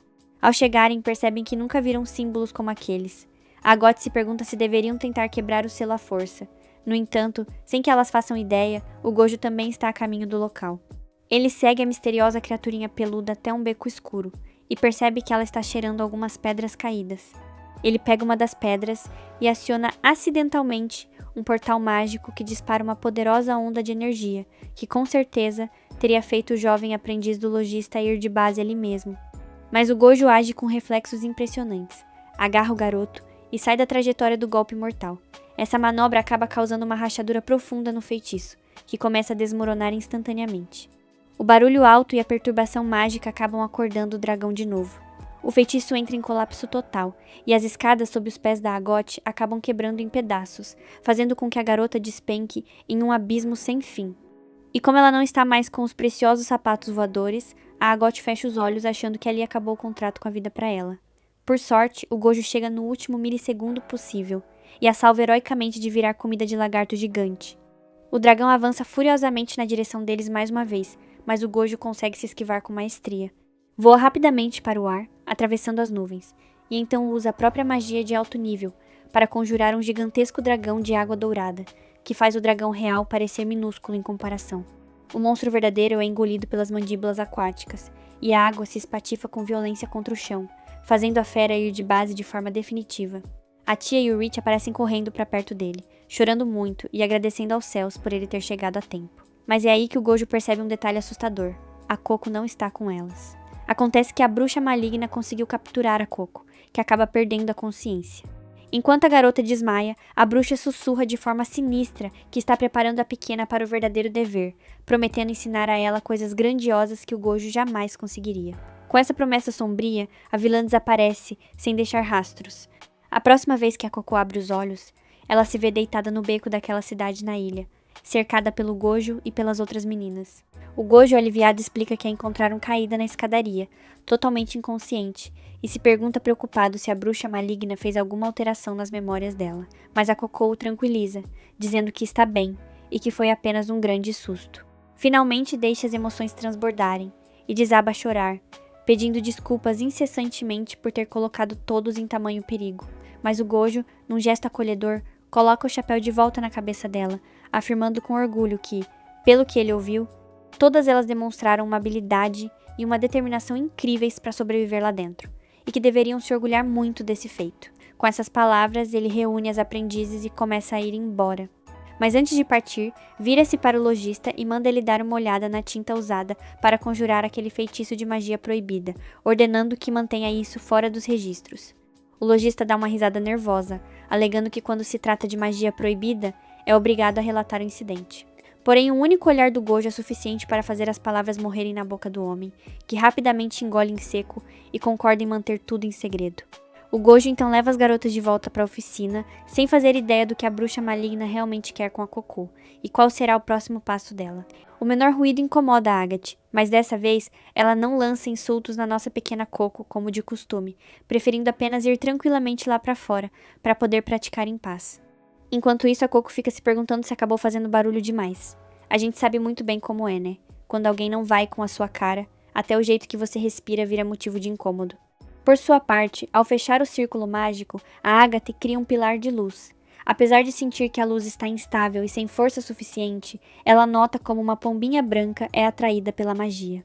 Porém, o feitiço logo se desfaz e a ave vai embora. Voltando para nossa Coco, a coitada está super exausta, pensando que Inkalum não conseguiu escolher uma pena que se adaptasse perfeitamente a ela. Com a pena da sua tia, ela faz traços perfeitos, mas a mesma não serve para desenhar num pedacinho de papel comum. Bem frustrada e pensativa, ela decide se levantar, senão vai acabar entrando na bad. O importante agora, seja como for, é se acostumar e praticar na base da repetição. A motivação vai embora bem rápido quando o sono bate, mas num instante o Kiefer aparece do nada, avisando que ela vai acabar pegando um resfriado se continuar dormindo ali. Morrendo de vergonha, a Coco levanta num pulo comentando que não queria dormir, mas o cansaço pegou de jeito e assim ela nunca superará o desafio da Torre dos Livros. Ela nota o próprio pessimismo novamente e tenta mudar o clima, pedindo desculpas sinceras e prometendo empenho. Ele simplesmente põe o seu caderninho na cabeça dela e pede que o acompanhe por um momento. Na cozinha, entrega uma colher e pede para ela provar o ensopado no jarro. A Coco fica simplesmente maravilhada, dizendo que está muito delicioso. Ele revela que preparou aquilo há 2 anos e a garota entra em pânico. Ele a acalma na hora, explicando que a panela mágica repete o tempo da comida recém-feita. Gente, eu preciso desesperadamente de uma panela dessas na minha vida. Imagina só as infinitas possibilidades. Imagina não ter que pisar num fogão nunca mais para preparar o jantar. Sonhar não custa absolutamente nada, né? Enfim, ele avisa que os padrões mágicos se deterioram com o tempo e precisam ser refeitos de vez em quando. Nisso, ele tira umas batatas doces de casca bem dura e pede para Coco assá-las, com o seu feitiço de fogo. Ela tenta toda animada, mas a batata cai e apaga a chama. Ele explica pacientemente que elas são muito pesadas, exigindo que ela trace uma flecha de flutuação bem maior. Ao corrigir isso, a Coco finalmente consegue, ou pelo menos quase. Ele pede que ela continue tentando mais um pouco, pois dessa vez ela fez a crista do feitiço grande demais. De pouco em pouco, ela pratica muito até conseguir assar a batata direitinho. O Keyfrey corta a batata no meio e pergunta se ela ainda está com sono. A Coco saca logo a intenção dele, que revela que o seu primeiro feitiço bom na vida foi o da água. Ele não nadava nada bem e odiava se molhar, mas praticou uma infinidade de vezes só para nunca mais ter que lavar a louça em casa. Olha que bela motivação. Ele explica então que se ela quer aprender de verdade e insaciavelmente, a melhor coisa é transformar a magia em parte do seu cotidiano, pois não há mestre melhor para ensinar do que a própria vida. A Tétia e a Rishi chegam na cozinha super empolgadas com um cheiro maravilhoso. Comentam como cozinhar usando magia é o máximo, mas o Keyfrey avisa que naquele dia o turno é todo da Coco. Todos cozinham juntos e a Coco fica encarregada de derreter o queijo nos hambúrgueres. Tudo pronto, ela sugere um piquenique divertido do lado de fora. O Keyfrey topa e vai preparar as coisas. Quando a Coco vê a gata passando, logo a convida para comer com eles, mas ela recusa direto, dizendo que comerá enquanto trabalha para não perder tempo, além de estar chovendo muito lá fora. As pequenas ficam entristecidas, mas o mestre avisa para não se preocuparem com nada. Enquanto avança, ele vai limpando completamente o caminho da chuva e lembra as meninas que, afinal, elas são magas. Todas avançam super animadas e vão comer sob um pequeno refúgio, curtindo demais o momento. Nisso, elas observam felizes as nuvens de chuva se dissiparem no céu. A Coco dá um pulo de pura emoção e fala que quer buscar a Agathe na mesma hora para que todos vejam juntos aquele feitiço lindo que o céu acabou de lhes mostrar. Ela corre super animada, mas ao abrir a porta se depara com um sujeito de olhar muito frio que pergunta na lata: "Quem diabos é você?" E ainda quer saber se ela traz alguma mensagem de Alira. O Keyfrey chega bem na hora e avisa para todos entrarem rápido na casa, pois uma tempestade forte se aproxima. A Coco se encolhe na sua capa e diz ao sujeito que é aprendiz do Keyfrey. O homem se surpreende muito, mas antes de brigar, o mestre o chama de Orúgio, comentando casualmente que achou que o amigo ia demorar muito mais no seu trabalho. O Orúgio o ignora completamente e já questiona por que ele arranjou mais outro aprendiz sem ao menos lhe avisar nada. O mestre tenta explicar pacientemente que a garota é vítima de um feitiço proibido. Na mesma hora, o Orúgio agarra a mão da Coco com firmeza, dizendo que não vai se meter com a galera dos chapéus com aba, e que a entregará diretamente à Ordem dos Cavaleiros. O Keyfrey bloqueia o caminho usando sua magia, deixando extremamente claro que não vai permitir isso de forma alguma, mesmo ele sendo seu melhor amigo. Indignado ao ver a ameaça mágica, o Orúgio pergunta quem diabos é a garota afinal, e o Keyfrey sugere que entrem em casa para conversar com calma e explicar tudo. Lá dentro, o Orúgio ainda não acredita que o amigo abriu uma exceção dessas para uma não iniciada. O Keyfrey pede que a chame pelo nome, Coco, e que pare imediatamente com a grosseria toda. O Orúgio até se desculpa, mas diz que não há outro termo oficial para chamar alguém que não nasceu mago. O Keyfrey então aproveita a situação para apresentá-lo, como o olho vigia oficial do ateliê, explicando para a menina que, por ser num lugar mais afastado na periferia, a regra exige um fiscal morando ali. Ele avisa ao Orúgio que, se tivesse simplesmente apagado a memória da Coco naquele dia, eles teriam perdido absolutamente todas as pistas sobre o autor daquele feitiço proibido, e essa foi a única forma de tentar salvar a mãe da menina, sem perder o rastro do culpado. O Orúgio rebate secamente que não é papel dele investigar magia proibida, porque isso é dever da Cavalária de Segurança Mágica. Mas o mestre explica a Coco que a tal Cavalária apaga a memória de todo mundo que descobre a magia, sem um pingo de compaixão nem exceções para ninguém.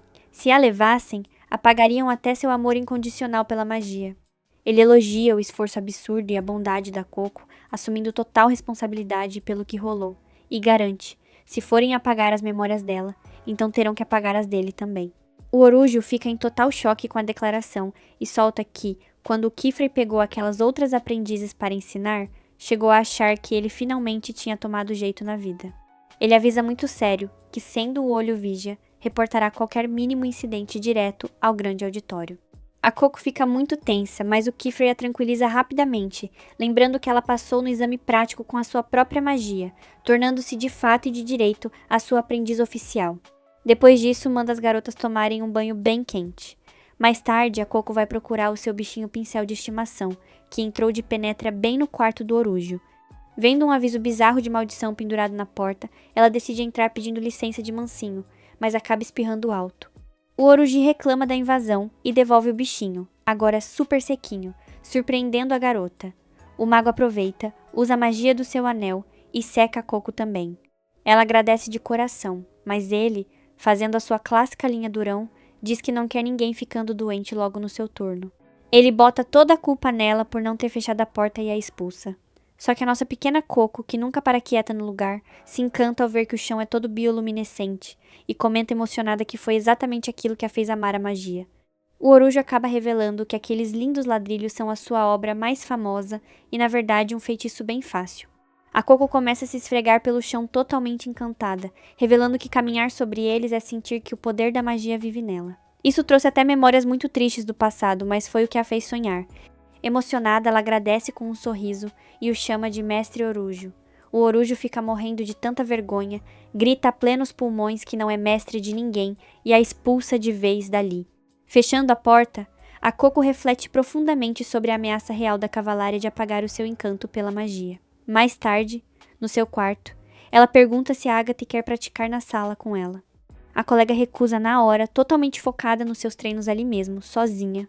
Com a chuva forte e o barulho chato da janela atrapalhando a Coco, a teimosa da Agatha usa todo esse caos apenas como um nível de dificuldade extra para si mesma. Ela consegue fechar o círculo e fazer um pilar de luz um pouco mais estável, e já começa a pensar em prestar o exame logo, mas de repente escutam batidas totalmente desesperadas na porta da frente. Eles estão buscando por magos urgentemente. O grupo de pessoas pede socorro ao Kiefer, e a nossa Coco, que é fofoqueira de plantão, vai investigar o que houve. A Tete explica que a ponte de pedra desabou com a água, e há uma carruagem presa no meio da correnteza.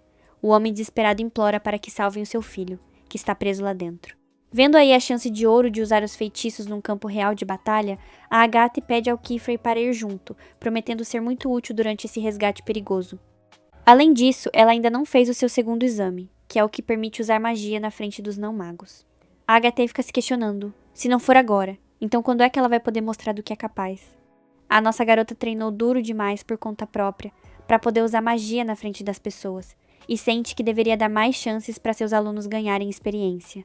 O Kiefer responde que, de qualquer forma, é muito precipitado, embora os civis implorem para que eles andem logo, porque o tempo tá correndo. Nisso, o Orujo aparece avisando que vai na frente e que vai levar a Agatha com ele. Ela, toda empolgada, vai logo buscar seu chapéu e sua capa. E quando veem que a Agatha vai, as outras meninas, mortas de inveja, também decidem participar. O Kiefer fica meio preocupado, mas o Orujo recomenda que ele relaxe, dizendo que tem coisas que elas só vão entender direito quando derem de cara com a realidade. Mesmo assim, o Kiefer deixa claro a sua preocupação. A Agatha está muito mais focada na ansiedade de fracassar do que na felicidade de ter sucesso, e ele só espera que ela não dê um passo em falso por estar tão apressada. Um pouco mais tarde, a Agatha e o Orujo vão em direção ao rio, e avançando só mais um pouquinho, já conseguem ver a carroça atolada. O resto do pessoal, ao ver que os magos finalmente chegaram, respira aliviado. O Orujo, sem perder tempo, entrega seus anéis para a Agatha e ordena que ela os use para secar as pessoas. E assim que terminar, ela deve aguardar novas ordens. Enquanto isso, o Orujo cuida de montar o portal para o Kiefer e as outras entrarem. A Agatha pergunta se isso é a única coisa que ela tem que fazer, e o Orujo confirma, perguntando se por acaso ela acha que é algo tão fácil que nem vale a pena tentar, porque se ela pensa assim, o Kiefer tem toda a razão de se preocupar. Ela fica irritada, mas o Orujo manda real. Se ela quer provar o seu valor, vão ter outros lugares para isso. Mas se ela quiser ser útil agora, o melhor é refletir sobre para que a magia realmente é usada. Ao ativar o portal, o Kiefer e as meninas chegam ao local. A Agatha, por sua vez, tá bufando de raiva, já que sempre a tratam como uma criancinha incompetente. Ela se esforça o dobro, mas de nada adianta se não consegue resultados, e quer provar o mais rápido possível que ela é uma maga de valor. O problema é que a expressão dela tá dando um baita medo. Rapidamente, Oruji e Kiefer partem para a ação, e o Kiefer manda logo o modo Moisés, abrindo o rio no meio e dando ao Oruge o tempo exato para resgatar o pessoal. O detalhe é que o rio tem muita força, mas eles conseguem fazer o resgate sem grandes problemas. Ao aterrissar, o pai do pequeno Dádiga corre super aliviado ao ver que o filho tá bem, e agradece aos magos por terem salvo a vida do garoto. O Kiefer responde que não foi nada, e avisa que suas alunas trouxeram remédios e podem atendê-los por ali, só que não tem ninguém lá. Ao olhar melhor o panorama, ele percebe que as meninas estão completamente hipnotizadas, babando na espada mágica dele. O Kiefer vai recolher a espada e as meninas perguntam qual é o nome dela. Ele manda um nome super original, a Lâmina Separadora de Águas, explicando que ela tem vários círculos mágicos gravados e que aquela lâmina pode até mesmo dividir a água do mar. A Tétia pergunta se pode tocar, mas o Kiefer corta o barato, avisando que é preciso ter um cuidado extremo ao lidar com magia em forma de arma. As garotas ficam decepcionadas. Nisso, o Orujo avisa ao Kiefer que vai dar uma checada rio acima para garantir que não rolou mais nenhum acidente pela região. O Kiefer topa, pede pra Tete acompanhá-lo para checar os danos rio abaixo, enquanto o Orujo leva Rishi, e eles deixam logo aquela duplinha encarregada do lugar. Sério, esses dois não sabem ler o clima de jeito nenhum. Um tempo depois, elas estão lá curando os feridos e secando o pessoal. A Coco tá meio desconfortável, já que precisa consertar o mais rápido possível os sapatos voadores da Agatha. Ao terminar de curar um dos feridos, o cara agradece chamando-a de Pequena Maga, o que faz a Coco se deixar levar pela emoção. Por outro lado, o Dédgar tá gritando pro filho subir de uma vez e parar de inventar moda. Pois é, o pirralho não aprendeu a lição e tá descendo com uma corda para tentar recuperar uma parte da bagagem. O Dédgar grita para ele subir logo, porque se o barranco desmoronou uma vez, pode muito bem desmoronar de novo. O garoto responde que não precisa se preocupar, que tá tudo ali na beiradinha atolado e vai ser facinho de pegar, mas... Tudo vai por água abaixo quando a árvore que segurava a corda não aguenta a instabilidade da terra e cede, provocando um baita deslizamento no local. O Dádiga fica em choque e começa a avançar devagarinho em direção ao filho, mas a Agatha, vendo a loucura que ele ia fazer, tenta segurá-lo, junto com o velhinho barbudo. Quando a poeira baixa, a Agatha vê o chapéu da Coco e já bate o desespero. Será que ela foi soterrada? De repente, ela ouve a voz da Coco, que tá super bem agarrada numa rocha. Já o Coster, infelizmente, não tá nada bem. Ao ver o estado do filho, o Dádiga entra em pânico total, mas aí a ficha cai. Tem uma maga ali. Ele implora para a gata salvar o seu menino. Sem hesitar, ela pensa que essa é a sua grande chance. Os mestres não estão lá, e ela nem pode ir atrás deles porque tá sem os sapatos voadores. Além disso, a Coco também não pode se mover, o que significa que é uma emergência real. Se ela conseguir resgatá-los com sua magia, finalmente vai provar o seu valor para todo mundo. Mas, naquele exato momento, o resto do pessoal começa a perguntar que tipo de magia ela vai usar, e isso aciona um trauma pesadíssimo na Agatha. A gente descobre que, quando era mais nova, ela sentia a pressão esmagadora dos outros magos ao verem como a magia dela se desenvolvia, já que era algo bem ordinário. Apesar de ser filha da Madame, ela se sentia sufocada por toda aquela expectativa, ainda mais quando a Madame deixou claro que esperava muito dela. Mas, ao perceber que a Agatha não tinha o talento esperado, mandou na lata que não aceitaria como aprendiz, porque no clã delas não tinha espaço para pessoas sem talento. Frustrada, a Agatha se pergunta por que raios ela tinha que lembrar disso logo agora. Seus pensamentos são cortados por um grito da Coco, que pede instruções sobre o que fazer dali para salvar o Coster. As palavras dela ecoam na mente da Agatha, que lembra do que o Orujo disse: reflita para que a magia é usada. Agora um pouco mais calma, ela pergunta a situação da Coco. A nossa protagonista explica que consegue se mover e que a correnteza ali não tá tão forte, mas tem um grande problema. Seus instrumentos mágicos estão encharcados e o Coster desmaiou. Para piorar, nenhum adulto conseguiria mover a pedra que tá prendendo o menino. A Agatha fica num dilema. Ela não pode fazer traços mágicos na frente de todo mundo, e a Coco também não consegue fazer muita coisa com os itens molhados. Enquanto isso, lá na Central dos Magos, o pessoal se reúne com um tal de Astis. Eles recebem um relatório de que uma aldeia perto de Carum viu um pilar de água gigantesco no meio de um bosque lamacento. Ao ouvirem isso, ele ordena que todos partam imediatamente. Voltando para as meninas, a Coco pergunta se a Agatha ainda tá com o anel do Sr. Orujo. A Agatha saca na hora o que ela quer fazer e joga o anel rapidamente. O único detalhe é que a Coco acabou de entrar no mundo da magia, e vai ser extremamente difícil desenhar sem ser vista. A Coco tenta achar um cantinho escondido, enquanto a Agatha decide chamar a atenção da galera para dar o tempo necessário para ela traçar a magia. A Agatha chega se apresentando com toda a pompa para as pessoas. Diz que é a discípula número 1 do Sr. Kiefer, a maga Agathe Arkrom, e que está prestes a mostrar o poder do círculo mágico que reside nela. O pessoal vai à loucura e se emociona. Parece até que esqueceram que tem 2 crianças presas lá embaixo. A Agathe, por sua vez, pensa que todo aquele treinamento serviu exatamente para isso, agir sem temor no momento preciso. E se a Coco não consegue, ela consegue. Ao completar o círculo, ela cativa todo mundo com uma belíssima fênix de luz e faz um sinal para a Coco aproveitar a brecha. A Coco começa a agir, mas não tá super segura de que pode fazer isso.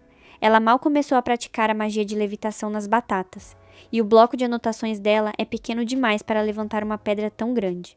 Para terminar de lascar a situação, o Coster acorda. A Coco atualiza o garoto, e ele solta que pensou que tinha ido de base, porque viu um pássaro brilhante. Ela explica que aquele é o feitiço da amiga dela, e ouvir isso milagrosamente faz o garoto pensar numa solução. Enquanto isso, a Agathe percebe que não vai conseguir distrair a galera por muito mais tempo e só torce para os mestres voltarem logo. Nisso, o Dadiga chega nela e comenta que o pássaro já tá iluminando o céu faz um tempão, mas não faz absolutamente mais nada. Ele decide salvar o filho com as próprias mãos. A Agathe entra em desespero, não pode deixar ele ver a Coco desenhando, mas de repente todo mundo fica de queixo caído ao ver que a Coco está levitando junto com o Coster. Toda sem graça, ela pede para baixarem eles, porque não aguenta fazer aquilo sozinha. Assim que eles descem, a galera toda se reúne em volta do Coster. A Coco, enquanto isso, tenta arrancar o desenho da própria roupa, e quando consegue, pula num abraço na Agathe, confessando que ainda bem que deu certo, porque senão elas iam virar estrelinha. A Agathe manda ela desgrudar, e pergunta como diabos ela conseguiu sair daquela furada, mas ao tirar a Coco de cima dela, nota que ela tá cheia de areia. A Coco revela que lembrou do feitiço que destrói rochas que a salvou há pouco tempo. Naquela ocasião ela não pôde fazer nada, mas o feitiço da amiga a salvou. E ao ver o pássaro de luz, ela conseguiu se lembrar de tudo. Por isso, ela agradece do fundo do coração a Agathe por tê-la salvo. A Agathe corta o clima, dizendo que criou o farol de luz só para chamar os mestres de volta e não fez nada por ela. E ainda deixa bem claro que elas não são amigas. Só que a Coco ignora o fora e fica observando a cena super fofa, dizendo que tá muito feliz por ter salvado o garoto e sabe que um dia vai salvar a própria mãe. A Agathe fica lá, apenas observando. Porém, do mais absoluto nada, umas cordas voam e amarram as meninas. A Agathe reconhece na hora, são as bandeiras de restrição prateadas. Ao ver o chapéu e a capa escarlate, a ficha cai. É a Ordem dos Cavaleiros Mágicos. O Istes pergunta qual das duas usou a magia, já mandando a braba de que não vai ter misericórdia só porque são crianças, e exige que confessem quem ali é lacaio dos chapéus de aba. A Agathe tenta explicar que eles estão muito enganados, que elas não são lacaias coisa nenhuma e não usaram nenhum feitiço proibido, porque a magia foi só para ajudar aquelas pessoas. No entanto, o Estes manda elas olharem para baixo. Quando olham, as meninas ficam paralisadas de choque. Não só a rocha, mas o fundo do rio e as margens viraram areia, e o próprio rio está evaporando. A Coco entra em pânico, dizendo que não desenhou aquilo. Mas o Istes, ao ouvir a confissão de que foi ela, puxa a garota para perto e decreta que é impossível uma aprendiz usar uma magia tão poderosa sem quebrar um tabu. Por isso, chegou a hora dela receber o pior castigo, pois com ela, acabou o contrato. Por muita sorte, naquele último segundo desesperador, a nossa querida Hit sai disparada e consegue evitar que apaguem a memória do Goku. Enquanto isso, aquelas cordas mágicas que prendiam as meninas são completamente carbonizadas. As garotas acabam caindo, mas a queda é suavemente amortecida pela caixa de areia dos dragões. A Tétia, por outro lado, está possuída de raiva e grita diretamente para o Witch Hit. Quer saber de uma coisa? Eu vou te chamar de Rodolfo, porque esse seu nome é muito difícil de pronunciar, e você tem a exata cara de um Rodolfo. Ela dá a maior bronca no cara, já que a Jet e a Coco tentaram explicar toda a situação antes, mas ele simplesmente se recusou a ouvir. O parceiro do Rodolfo comenta que aquelas meninas queimaram a bandeira, enquanto a Rich, super revoltada com tudo, deixa bem claro que odeia os adultos, pois eles tratam as crianças como se fossem pouco menos que animais. O Rodolfo, com aquela postura rígida de sempre, rebate dizendo que as circunstâncias não importam nem um pouco, mas sim o fato incontestável de que elas quebraram as regras. Ele insiste, batendo o pé, que a ordem só se mantém se todos os magos cumprirem as leis à risca, sem abrir margem para nenhuma exceção. É bem nessa hora que o maravilhoso Kifra aparece, dizendo que o Rodolfo não dá a mínima para as meninas e parece que adora falar demais. Ele ameaça o cara com a sua espada e dá aquele aviso que arrepia. Se ele ousar encostar um dedo sequer nas suas aprendizes, a coisa vai ficar muito feia. Ao perceber quem elas são, o Rodolfo finalmente entende o motivo de serem tão insolentes, já que são iguaizinhas ao mestre. O Kifre, com aquele sorrisinho debochado, responde que prefere 1000 vezes que elas sejam assim do que alunas modelo sem nenhuma personalidade. Como se trata de um trabalho oficial da Ordem, o nosso chocolatinho já entra em posição de combate, mas o Rodolfo o interrompe, afirmando que eles só querem manter a ordem no local. Ele explica que todos os feitiços absurdamente poderosos que transformam o cenário são magias marciais proibidas de antes do dia da conspiração. Se essas magias fossem ativadas na época atual, seria absolutamente imperativo tomar as medidas cabíveis. O Kifre retruca que, mesmo assim, apagar a memória das meninas sem nem ao menos interrogá-las é algo totalmente inconcebível. E tem mais. Ele jamais ensinou ou deu as ferramentas para que completassem um feitiço dessa magnitude. O Rodolfo então joga a verdadeira bomba na conversa. Se não foi ele, então existe uma enorme possibilidade de que os responsáveis sejam os temidos chapéus com aba. O Kifre fica visivelmente preocupado só de pensar nessa possibilidade, mas a conversa é cortada pelo Orujo. Ele chega questionando se os cavaleiros já esqueceram o primeiríssimo dever dos magos: compartilhar as bênçãos da magia com aqueles que mais necessitam. Ele joga na cara deles que as aprendizes parecem compreender o significado disso muito melhor do que os próprios adultos, e ordena que parem de ficar ali flutuando e comecem a ajudar de verdade. A Ordem dos Cavaleiros resolve ser útil, e uma das magas vai cuidar dos ferimentos do garoto. Ela avisa ao pai dele que apenas estancou a hemorragia, mas que ele precisa ser levado urgentemente para Caron para curar as feridas por completo. Quando a maga está prestes a ir embora, o pai a segura pelo braço, desesperado, dizendo que viu como eles restauraram a bandeira usando magia, e implora para que ela use esse mesmo poder para curar o filho dele. A maga, no entanto, responde de forma super seca que isso é impossível e manda ele soltá-la imediatamente, perguntando se ele prefere que ela deixe o garoto ali jogado sangrando. O homem percebe que se deixou levar pelo desespero, pede desculpas sentidas e implora para que salvem seu menino. Agora, com a situação finalmente sob controle e os civis fora da área de perigo, o Rodolfo dá a ordem para isolar todo o local, proibindo a entrada de não-magos para poder reanudar a investigação. Um pouco mais tarde, ele coloca nossa Coco para realizar o mesmíssimo feitiço que usou antes, que apenas pulveriza a rocha inofensiva. O Rodolfo nota imediatamente que ela usou um feitiço comum e corriqueiro, mas isso não o detém, pois sabe que os chapéus com aba costumam ter círculos tatuados na própria pele para potencializar seus feitiços. Sem perder tempo, ele inspeciona as mãos da garota e percebe que os calos dela são recentes. Ele tenta investigar ainda mais a fundo, até que o Kifre intervém dizendo que já chega dessa palhaçada. O Rodolfo decide ir embora, mas deixa um aviso claro: depois de reportar o ocorrido ao grande auditório dos magos, eles vão investigar o caso. E se descobrirem que são os culpados, não terão um pingo de misericórdia. Quando ele sai, o Kifre respira aliviado e se desculpa por tê-las deixado sozinhas nesse momento tenso. O Kifre olha seriamente para Coco e para Jet, pedindo que elas tenham plena consciência de que o que fizeram foi algo absurdamente perigoso. Se alguém tivesse descoberto o segredo da magia ali, eles teriam que apagar a memória de absolutamente todos que ajudaram. E lembrem-se, as memórias são a própria vida das pessoas. Elas pedem desculpas sentidas, e a Jet comenta toda tristinha que provavelmente o exame dela será adiado por causa de tudo isso. Mas o Kifre surpreende todo mundo dizendo que elas conseguiram, e por essa exata razão, ele vai entregar a solicitação para que ela possa prestar o segundo exame. Se for aprovada, será reconhecido que ela tem total habilidade para atividades de campo. Mas até que isso aconteça, ele exige uma promessa inquebrável, que ela não use magia na frente de pessoas normais. A Jet, quase chorando de emoção, promete na mesma hora. A Tétia do outro lado começa a reclamar porque também quer fazer o segundo exame.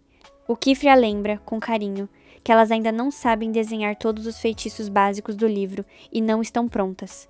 O Oruju se aproxima e pergunta se o Kifre tem certeza absoluta do que está fazendo, já que antes estava super preocupado com a ansiedade da Jet. O mestre confirma a preocupação, mas notou que ela mudou e amadureceu, por isso quer acreditar nela. A Jet avisa que quer voltar para continuar praticando, mas o Kifre avisa que ainda tem mais uma coisinha para resolver. Enquanto isso, a Ordem da Cavalaria fofoca solta nos bastidores. Eles comentam que a nova discípula do Kifre é uma não iniciada. O grande detalhe é que eles não podem provar isso, porque a casa da Coco está completamente petrificada, restando apenas tentar fazer ela confessar. Eles filosofam que a queda de uma pedra pode mudar toda a corrente do rio, e para eles aquela menininha é a primeira pedra, havendo enormes possibilidades de que ela cause um desmoronamento completo. Por isso, devem fazer o que for necessário para tirá-la do caminho. Por sua vez, a Coco está encantada vendo o Orujo desenhar sobre a rocha com sua pena especial para fabricar uma ponte. Ao terminar, a água volta a fluir perfeitamente, o que significa que o feitiço pulverizador está se desvanecendo.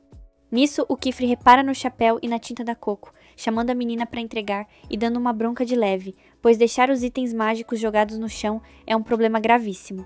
A Coco pede desculpas e comenta que é bastante raro que o conteúdo não tenha se gastado quase nada, achando que seu vidrinho é um frasco mágico que continua se enchendo sozinho. O Kifre pede para dar uma olhada, e ao examinar, sua feição muda para pura preocupação. Nesse exato instante, a gente corta para o perigoso chapéu com aba que marcou a Coco.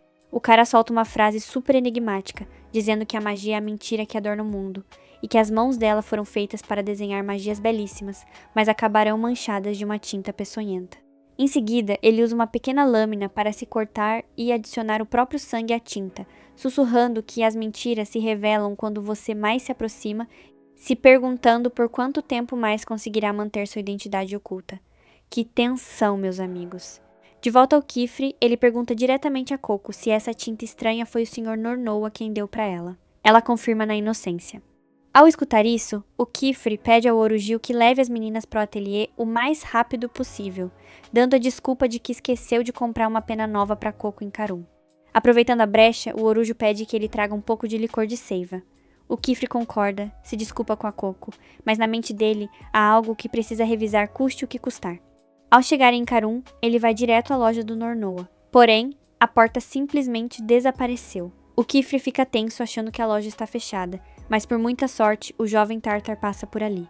O Kifre avisa que tem um assunto super sério com o avô dele, e o Tartar abre a loja.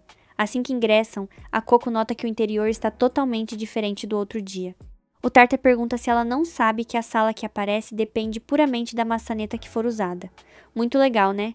Ele avisa que o avô deve estar ocupado no terceiro andar, e eles sobem as escadas. No entanto, o Tartar pede a Coco que espere um momento, pergunta seu nome e diz que o melhor seria desinfetar o raspão que ela tem na perna direita, pedindo que o acompanhe. A Coco vai com o garoto, ficando de queixo caído e maravilhada com a quantidade de materiais mágicos raros ali. O Tartar, já suando frio, pede por favor que ela não mova absolutamente nada do lugar ou causará um problema estratosférico. Ele explica sobre um corante mágico que, misturado com a tinta comum, pode reforçar seus efeitos. Enquanto isso, o Kifre se reúne com o velho Nornoa, que avisa com um sorriso que naquele dia a loja está fechada. O Kifre se desculpa, mas diz que precisava urgentemente falar sobre outra coisa. O Nornoa dá uma risadinha e diz que só estava brincando, pois sabe muito bem que ele está ali para falar sobre o bizarro círculo mágico traçado nos azulejos do chão. O velhinho revela que não sabe de nada relevante. Tentou com o feitiço separar os componentes da tinta maldita, mas estão tão bem dissolvidos que não se decompõem. Ele pergunta se o Kifre descobriu alguma coisa, e é nessa hora que nosso mestre mostra a tinta da Coco. Ao examinar o líquido, o Nornoa se surpreende profundamente ao ver que tem o mesmíssimo tom da tinta dos azulejos, e ao notar o frasco, pergunta se aquele recipiente não é da sua própria loja. O Kifre une todos os cabos e entende tudo. Naquele dia, o chapéu com aba enfeitiçou de propósito o frasco da Coco. Sem perder um segundo, o Kifre tenta utilizar a tinta daquele frasco. O Nornoa entra em desespero e recomenda fortemente não fazer isso sem analisar, mas o obstinado Kifre nem dá bola. A nossa Coco continua tagarelando como uma verdadeira cotorra sem botão de desligar. E como o Tartar é absurdamente paciente, ele responde a todas as perguntas dela. Ao terminar de enfaixar a ferida, a Coco se mostra muito emocionada por tudo que está vivenciando. Ela comenta efusivamente que o Tartar é impressionante por saber os nomes de todos os corantes complexos da loja, soltando que sente uma leve inveja por ele viver num bazar cheio de objetos mágicos. O Tartar, melancólico, responde que o melhor cenário é viver em um ateliê praticando feitiços, e que é bastante raro uma maga dizer coisas assim. A Coco, na sua inocência, pergunta se ele não é um aprendiz de mago. O Tartar não responde, e o ambiente fica num silêncio pesado. Mas como a menina está embobada, já pergunta por um outro corante diferente. O Tartar tenta lançar um olhar, mas não sabe a qual ela se refere, o que faz a Coco subir correndo numa escada para apontar um corante vermelho vivo. Porém, de repente, a loja inteira se ilumina com um clarão ofuscante, fazendo com que os dois se desequilibrem e caiam violentamente da escada. O Tartar se levanta atordoado. Ao olhar em volta, ele entra em pânico absoluto. Apesar de os frascos não terem quebrado, tudo se encontra bagunçado, e o pior de tudo, sem as benditas etiquetas. O avô dele ordenou expressamente que não mexesse naquilo, e agora tudo virou um caos incontrolável. A Coco, morrendo de vergonha, pede 1000 perdões e avisa que o ajudará a arrumar pelas cores. O Tartar, extremamente irritado, responde ríspido que ele não sabe as cores. Ele só conhecia os materiais pelo exato lugar em que ficavam. Deus do céu, a Coco como sempre conseguindo fazer a maior bagunça possível. Às vezes dá até vontade de concordar que apaguem a memória dela e a deixem apenas cortando tecidos. O Tartar pede para ela ir embora, mas logo se arrepende e se desculpa, avisando que ela não pode ajudá-lo, porque cada pessoa nasce para fazer umas coisas e outras não. Ele revela que sofre da terrível síndrome do olho prateado e que por conta disso nunca poderá ser um mago na vida. De volta ao Kifri, o Nornoa pergunta assustado se ele está bem, chocado com a força e o impacto que aquela tinta estranha deu à luz. O Kifri explica que é muito provável que se trate do lendário feitiço de frascos gêmeos. São 2 recipientes separados, mas que compartilham de um só conteúdo mágico. Seguramente colocaram uma placa com um círculo mágico gravado, fazendo com que a Coco utilizasse a tinta, e o objeto voltou a se encher misteriosamente com a substância desconhecida. Ele entende a jogada. O frasco está profundamente conectado aos chapéus com aba, e o nosso mestre sorri emocionado, comentando que finalmente os pegou. O Nornoa avisa tremendo que essa é uma tinta proibida que concede poder imensurável aos círculos mais simples, e que isso não deveria existir. Ele diz que o Kifri não pode lidar sozinho com algo tão ameaçador e que deve informar ao grande auditório o quanto antes.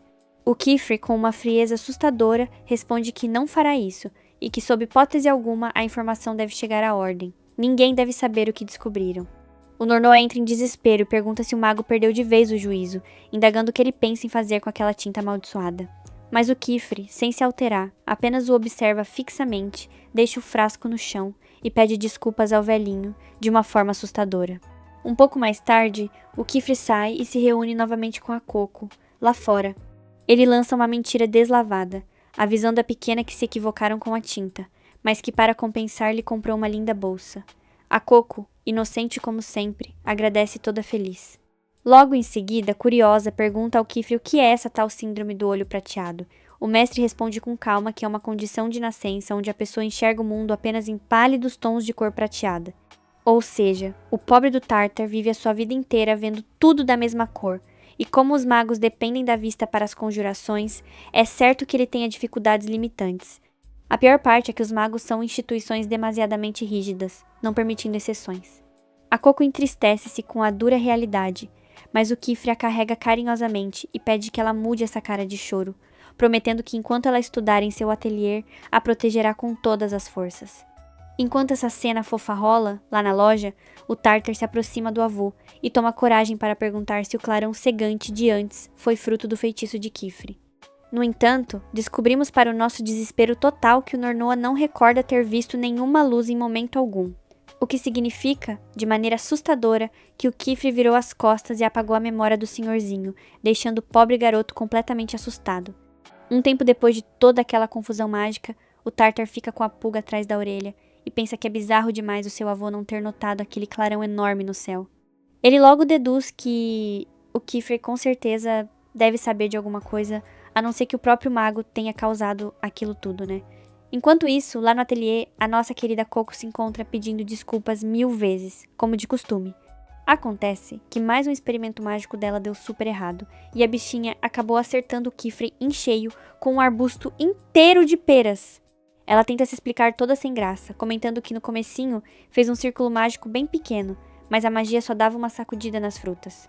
Então, na inocência de quem só queria colher um lanchinho, ela tentou com um círculo muito maior. O resultado? Arrancou o arbusto completo pela raiz. É mole?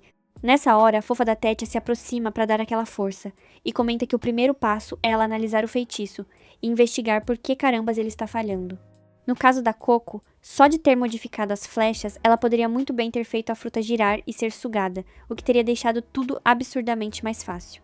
Mas, em qualquer situação, o mais importante de tudo é analisar a razão da falha.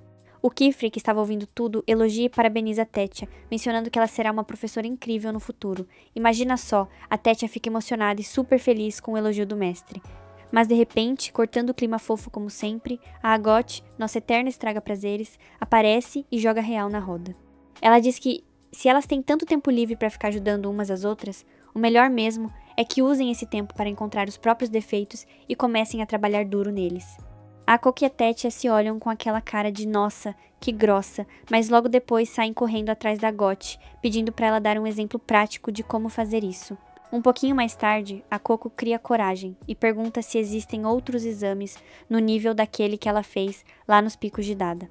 A Rish, que ainda está um pouco emburrada com a vida, confirma que sim, mas deixa bem claro que está muito irritada com essa história. Ela simplesmente não entende qual é o sentido de ter exames.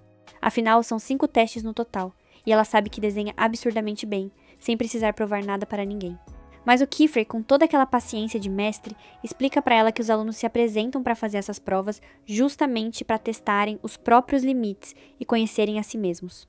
E quem realmente se esforça para encará-los é que acaba determinando se eles têm algum sentido ou não para a própria jornada. Claro que é muito complicado alguém se divertir ou tirar proveito de um exame se não o enfrenta por vontade própria.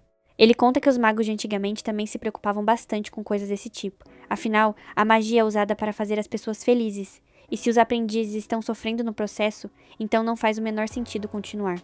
Por causa disso, 3 grandes sábios do passado estabeleceram exames que todos os aprendizes sonhariam em fazer, como se fossem grandes aventuras por esse vasto mundo mágico. O primeiro exame é a permissão real. O segundo é demonstrar lealdade e acompanhar o mestre, conhecido como a lealdade do cavaleiro. O terceiro exame é a pergunta do guardião do portão. O quarto é a bênção da rainha. E por último, o 5º exame são os ensinamentos dos sábios. Esses 4 primeiros exames juntos formam o famoso pentagrama dos exames dos magos. E olha que detalhe insano. Quanto mais o aprendiz avança, mais ele ganha permissão para usar a magia em trabalhos profissionais, cobrindo uma área de atuação muito maior. E o ápice acontece ao culminar o 4º exame, quando a pessoa finalmente se gradua como mago oficial, pode deixar a tutela do seu mestre e enfrentar a misteriosa Torre dos Livros. Mas atenção, isso só rola depois de aprovarem no 3º exame. A Coco fica mega interessada nessa terceira prova, já que ela precisa desesperadamente disso para conseguir salvar a mãe dela, que quase virou estrelinha de vez. Enquanto isso, a Tétia comenta, cheia de brilho nos olhos, que sonha muito com tudo o que vai fazer depois de se formar. O grande objetivo da vida dela é viajar por todos os cantos do mundo, ajudar o máximo de pessoas que conseguir e escutar a palavra obrigado nos mais variados idiomas que existem. A Agot, que não leva desaforo para casa, rebate na hora. Se a Rishi só desenhar o que quer e quando quer, ela nunca vai aumentar o próprio repertório de magias. Mas a Rishi não está nem aí. Ela responde que não liga a mínima se não aprender feitiços novos. Porque se ser uma maga adulta e responsável significa ser obrigada a fazer coisas que não quer, então ela prefere 1000 vezes ficar como está. Depois desse discurso, ela dá as costas e vai marchando para casa. A Agot, suspirando, comenta que o que ela mais odiaria no mundo seria ficar estagnada daquele jeito, e reforça que está ansiosa para completar todos os exames logo, para assim conseguir se tornar uma bibliotecária da Torre dos Livros. A Coco apenas observa aquela troca de farpas, até que a Tétia se aproxima baixinho para fofocar. Ela conta que o clã da Agot é descendente direto de um aprendiz a quem os 3 sábios originais deixaram as suas memórias, e que a família dela tem sido de bibliotecários por várias gerações. Se a memória não falha, eles são do renomado clã Arcrone. A Coco finalmente entende que o verdadeiro objetivo da Agot também é chegar à Torre dos Livros, mas os pensamentos dela são cortados quando a Tétia pergunta que tipo de maga a Coco quer se tornar no futuro. A Coco dá um sorrisinho triste e responde que o ponto de partida dela é muito diferente do das outras meninas, mas que ela já sabe exatamente o que precisa fazer. E por enquanto, a prioridade absoluta é ampliar o seu repertório de magias ao máximo. Numa mudança de cena pesadíssima, a gente vê a Coco presa num pesadelo agoniante. Está tudo escuro, um breu total. No meio dessa escuridão, ela enxerga a mãe dela e pula chorando para abraçá-la, pedindo perdão sem parar, dizendo que a ama e que poderia muito bem renunciar à magia para sempre. Mas aí o sonho se distorce de um jeito assustador, e a mãe dela começa a se petrificar na sua frente, dizendo que tudo aquilo é culpa única e exclusiva da Coco. A mãe avisa com uma voz oca que já tinha alertado: pessoas normais não devem usar magia. A Sombra diz que ela foi a verdadeira culpada pela petrificação da própria mãe, e que também foi ela quem colocou todas as amigas em um perigo mortal. E a Coco acorda num salto, respirando fundo, com o coração acelerado e a culpa consumindo a sua alma. Enquanto isso, a Agot também acaba acordando cedo e dá de cara com o Kiefer andando pela casa. Ela explica que resolveu acordar mais cedo para treinar por mais tempo, mas o mestre recomenda fortemente que ela volte para a cama, porque pular horas de sono não faz bem para ninguém. A Agot acaba obedecendo e volta, mas nós percebemos na hora que o Kiefer está claramente ocultando algumas coisas. Ao voltar para o quarto, a Agot nota que a Coco está acordada no meio da madrugada. Quando pergunta o que houve, a Coco responde que perdeu o sono de vez e que vai continuar praticando porque não consegue parar de pensar no que o Kiefer disse. Se ela desenha, ela aprende, e se ela aprende, ela pode usar. O Kiefer cria umas paredes isoladas com magia e se tranca lá dentro. Ele tira um frasco do bolso e comenta, com uma voz sombria, que esteve esperando por muito tempo para que esse dia finalmente chegasse. E aí rola um flashback super importante. Vemos que aqueles que se opuseram com unhas e dentes à decisão dos 3 sábios de proibir os feitiços no próprio corpo humano foram os médicos magos. Eles eram magos que usavam a magia exclusivamente para curar. Naquela época, a técnica chamada magia dos frascos gêmeos desapareceu da história junto com a memória desses magos. Era uma magia médica genial que eles criaram para compartilhar remédios. Funcionava assim: mesmo que um dos frascos estivesse muito longe, você podia compartilhar o seu conteúdo através de uma medalha gravada com um círculo mágico específico. O Kiefer admite para si mesmo que ainda não consegue manipular a tinta direito, pois aquele poder desconhecido é muito perigoso. Mas o que mais interessa a ele nesse momento é a tal medalha com o círculo mágico que está grudada no frasco. A esperança dele é conseguir arrancá-la, sem que os inimigos do outro lado notem. Se ele tiver sucesso e conseguir incrustar a medalha na sua própria bússola, ela vai guiá-los até os vilões, revelando a composição da tinta, o dono original e o lugar exato onde aquilo foi fabricado. Porém, quando ele tenta tirar a medalha, a ação ativa um feitiço de ataque relâmpago, o que significa que os inimigos perceberam a invasão na hora. Rapidamente, um redemoinho gigantesco de água aparece no meio da sala e o Kiefer fica super debilitado. A fraqueza dele é que ele não consegue usar a sua magia debaixo d'água. Ele toma uma descarga elétrica brutal e, ao cair enfraquecido, a água simplesmente se desvanece. No meio do cômodo vazio, surge a figura sombria do chapéu de abas, que quebra o frasco sem dó. O Kiefer, desesperado, tenta agarrar o vilão, mas o chapéu de abas apenas vira as costas e desaparece. O Kiefer fica caído, frustrado, mas não pensa em se render. Custe o que custar, ele vai recuperar o que roubaram dele. Enquanto isso, longe dali, o chapéu de aba se lamenta teatralmente, resmungando que tinha acabado de dar aquele frasco de presente para a menininha. No dia seguinte, o clima no café da manhã está tenso. A Tétia e a Rishi dão a maior bronca na Coco ao perceberem pelas olheiras que ela não está dormindo quase nada. Elas deixam bem claro que a verdadeira força da magia vem de um bom descanso e de uma boa comida. Ou pelo menos é isso que o mestre Orugil vive repetindo, embora elas duvidem muito que ele mesmo esteja dormindo bem. A Tétia, sempre fofa, tem a ideia de fazer um chá de ervas para Coco conseguir relaxar. Mas o plot twist da manhã, quem acaba pegando no sono ali mesmo na cadeira, é o Kiefer. A Tétia toma um susto e pergunta se ele se encontra bem. Ele acorda num sobressalto, levanta rapidamente para disfarçar e tenta ajudar a menina com o chá. Só que por estar com o corpo destruído, ele acaba se queimando com a água e deixa a jarra cair e quebrar no chão. A Tétia pergunta novamente se ele está realmente bem. Ele dá aquele sorriso amarelo de sempre e pede para não se preocuparem, embora saiba que o seu corpo ainda está entumecido pela batalha da noite passada. Para escapar dessa saia justa, ele diz às meninas que vai dar um pulinho lá fora para buscar mais algumas ervas para outro chá e foge de cena. Obviamente, as meninas sabem que tem algo de muito errado rolando com o mestre delas. Aproveitando o momento, a Coco pede para a Agot acompanhá-la até o quarto. Quando elas entram, a Agot entrega para a Coco os seus amados sapatos voadores consertados. A Coco fica encabulada e quer saber o que a Agot está tramando, porque ainda não conseguiu esquecer o que rolou no primeiro exame. Com o coração aberto, a Coco confirma que sim, foi obrigada a fazer o exame e confessa que estava morrendo de medo e se sentindo sozinha. Ela podia muito bem ter ficado quieta no canto, esperando o resgate dos adultos, mas a verdade é que, naquele dia lá nos perigosos picos de Dada, foi a própria Coco quem tomou a decisão de testar a sua sorte. Ela queria provar para si mesma que era capaz de fazer as coisas por conta própria. Mas antes que pudesse responder, algo terrível acontece. A Coco perde as forças e desaba desmaiada no chão. Lá fora, o Kiefer consegue encontrar as ervas, e depois de mastigar algumas, finalmente sente a sensibilidade voltando para o corpo. Ele se pergunta se as meninas notaram o seu estado ruim, já que são pequenas, mas têm olhos afiados. Ele sabe que se elas chegarem a descobrir a verdade, acabaria o contrato e tudo estaria completamente arruinado. Nesse exato momento, a Agot surge voando numa velocidade absurda e acaba se espatifando com tudo no Kiefer. Ele pergunta exasperado o que deu nela para estar voando tão rápido. A Got, chorando, tenta explicar o que estava errado no desenho dela, mas não tem tempo para lições. Ela grita que a Coco passou muito mal. Os dois voltam voando. O Kiefer se prepara rapidamente para levar a Coco ao hospital da cidade de Karun, avisando que o Orujo vai ter que ficar no comando do ateliê. Sem perder um segundo, ele pega Coco e parte, rogando para que a garota resista e aguente firme até chegarem ao hospital. Enquanto isso, no final da tarde em Karun, o Tartar decide voltar para casa. As outras crianças da rua perguntam em tom de zoação por que ele não vai voando, já que é do clã dos magos. O Tartar responde com maturidade que tem regras a respeitar. Dito isso, ele marcha para casa, pensando que aquelas crianças não sabem de nada e só falam besteira. Mas enquanto caminha, ele esbarra com o Kiefer. O mestre, ofegante, pergunta desesperado ao Tartar onde fica o hospital, já que acabou se perdendo. O garoto se oferece para guiá-lo, por um atalho. Em minutos, eles chegam ao hospital. O Kiefer deixa Coco com a enfermeira e agradece de coração ao Tartar. O pequeno diz humildemente que qualquer pessoa no lugar dele poderia ter feito aquilo. Mas o Kiefer responde que não, nem qualquer um teria feito. Ele comenta que o Tartar tem uma visão muito aguda para sua idade, e que por isso estará de olho em tudo o que acontece ao redor dele.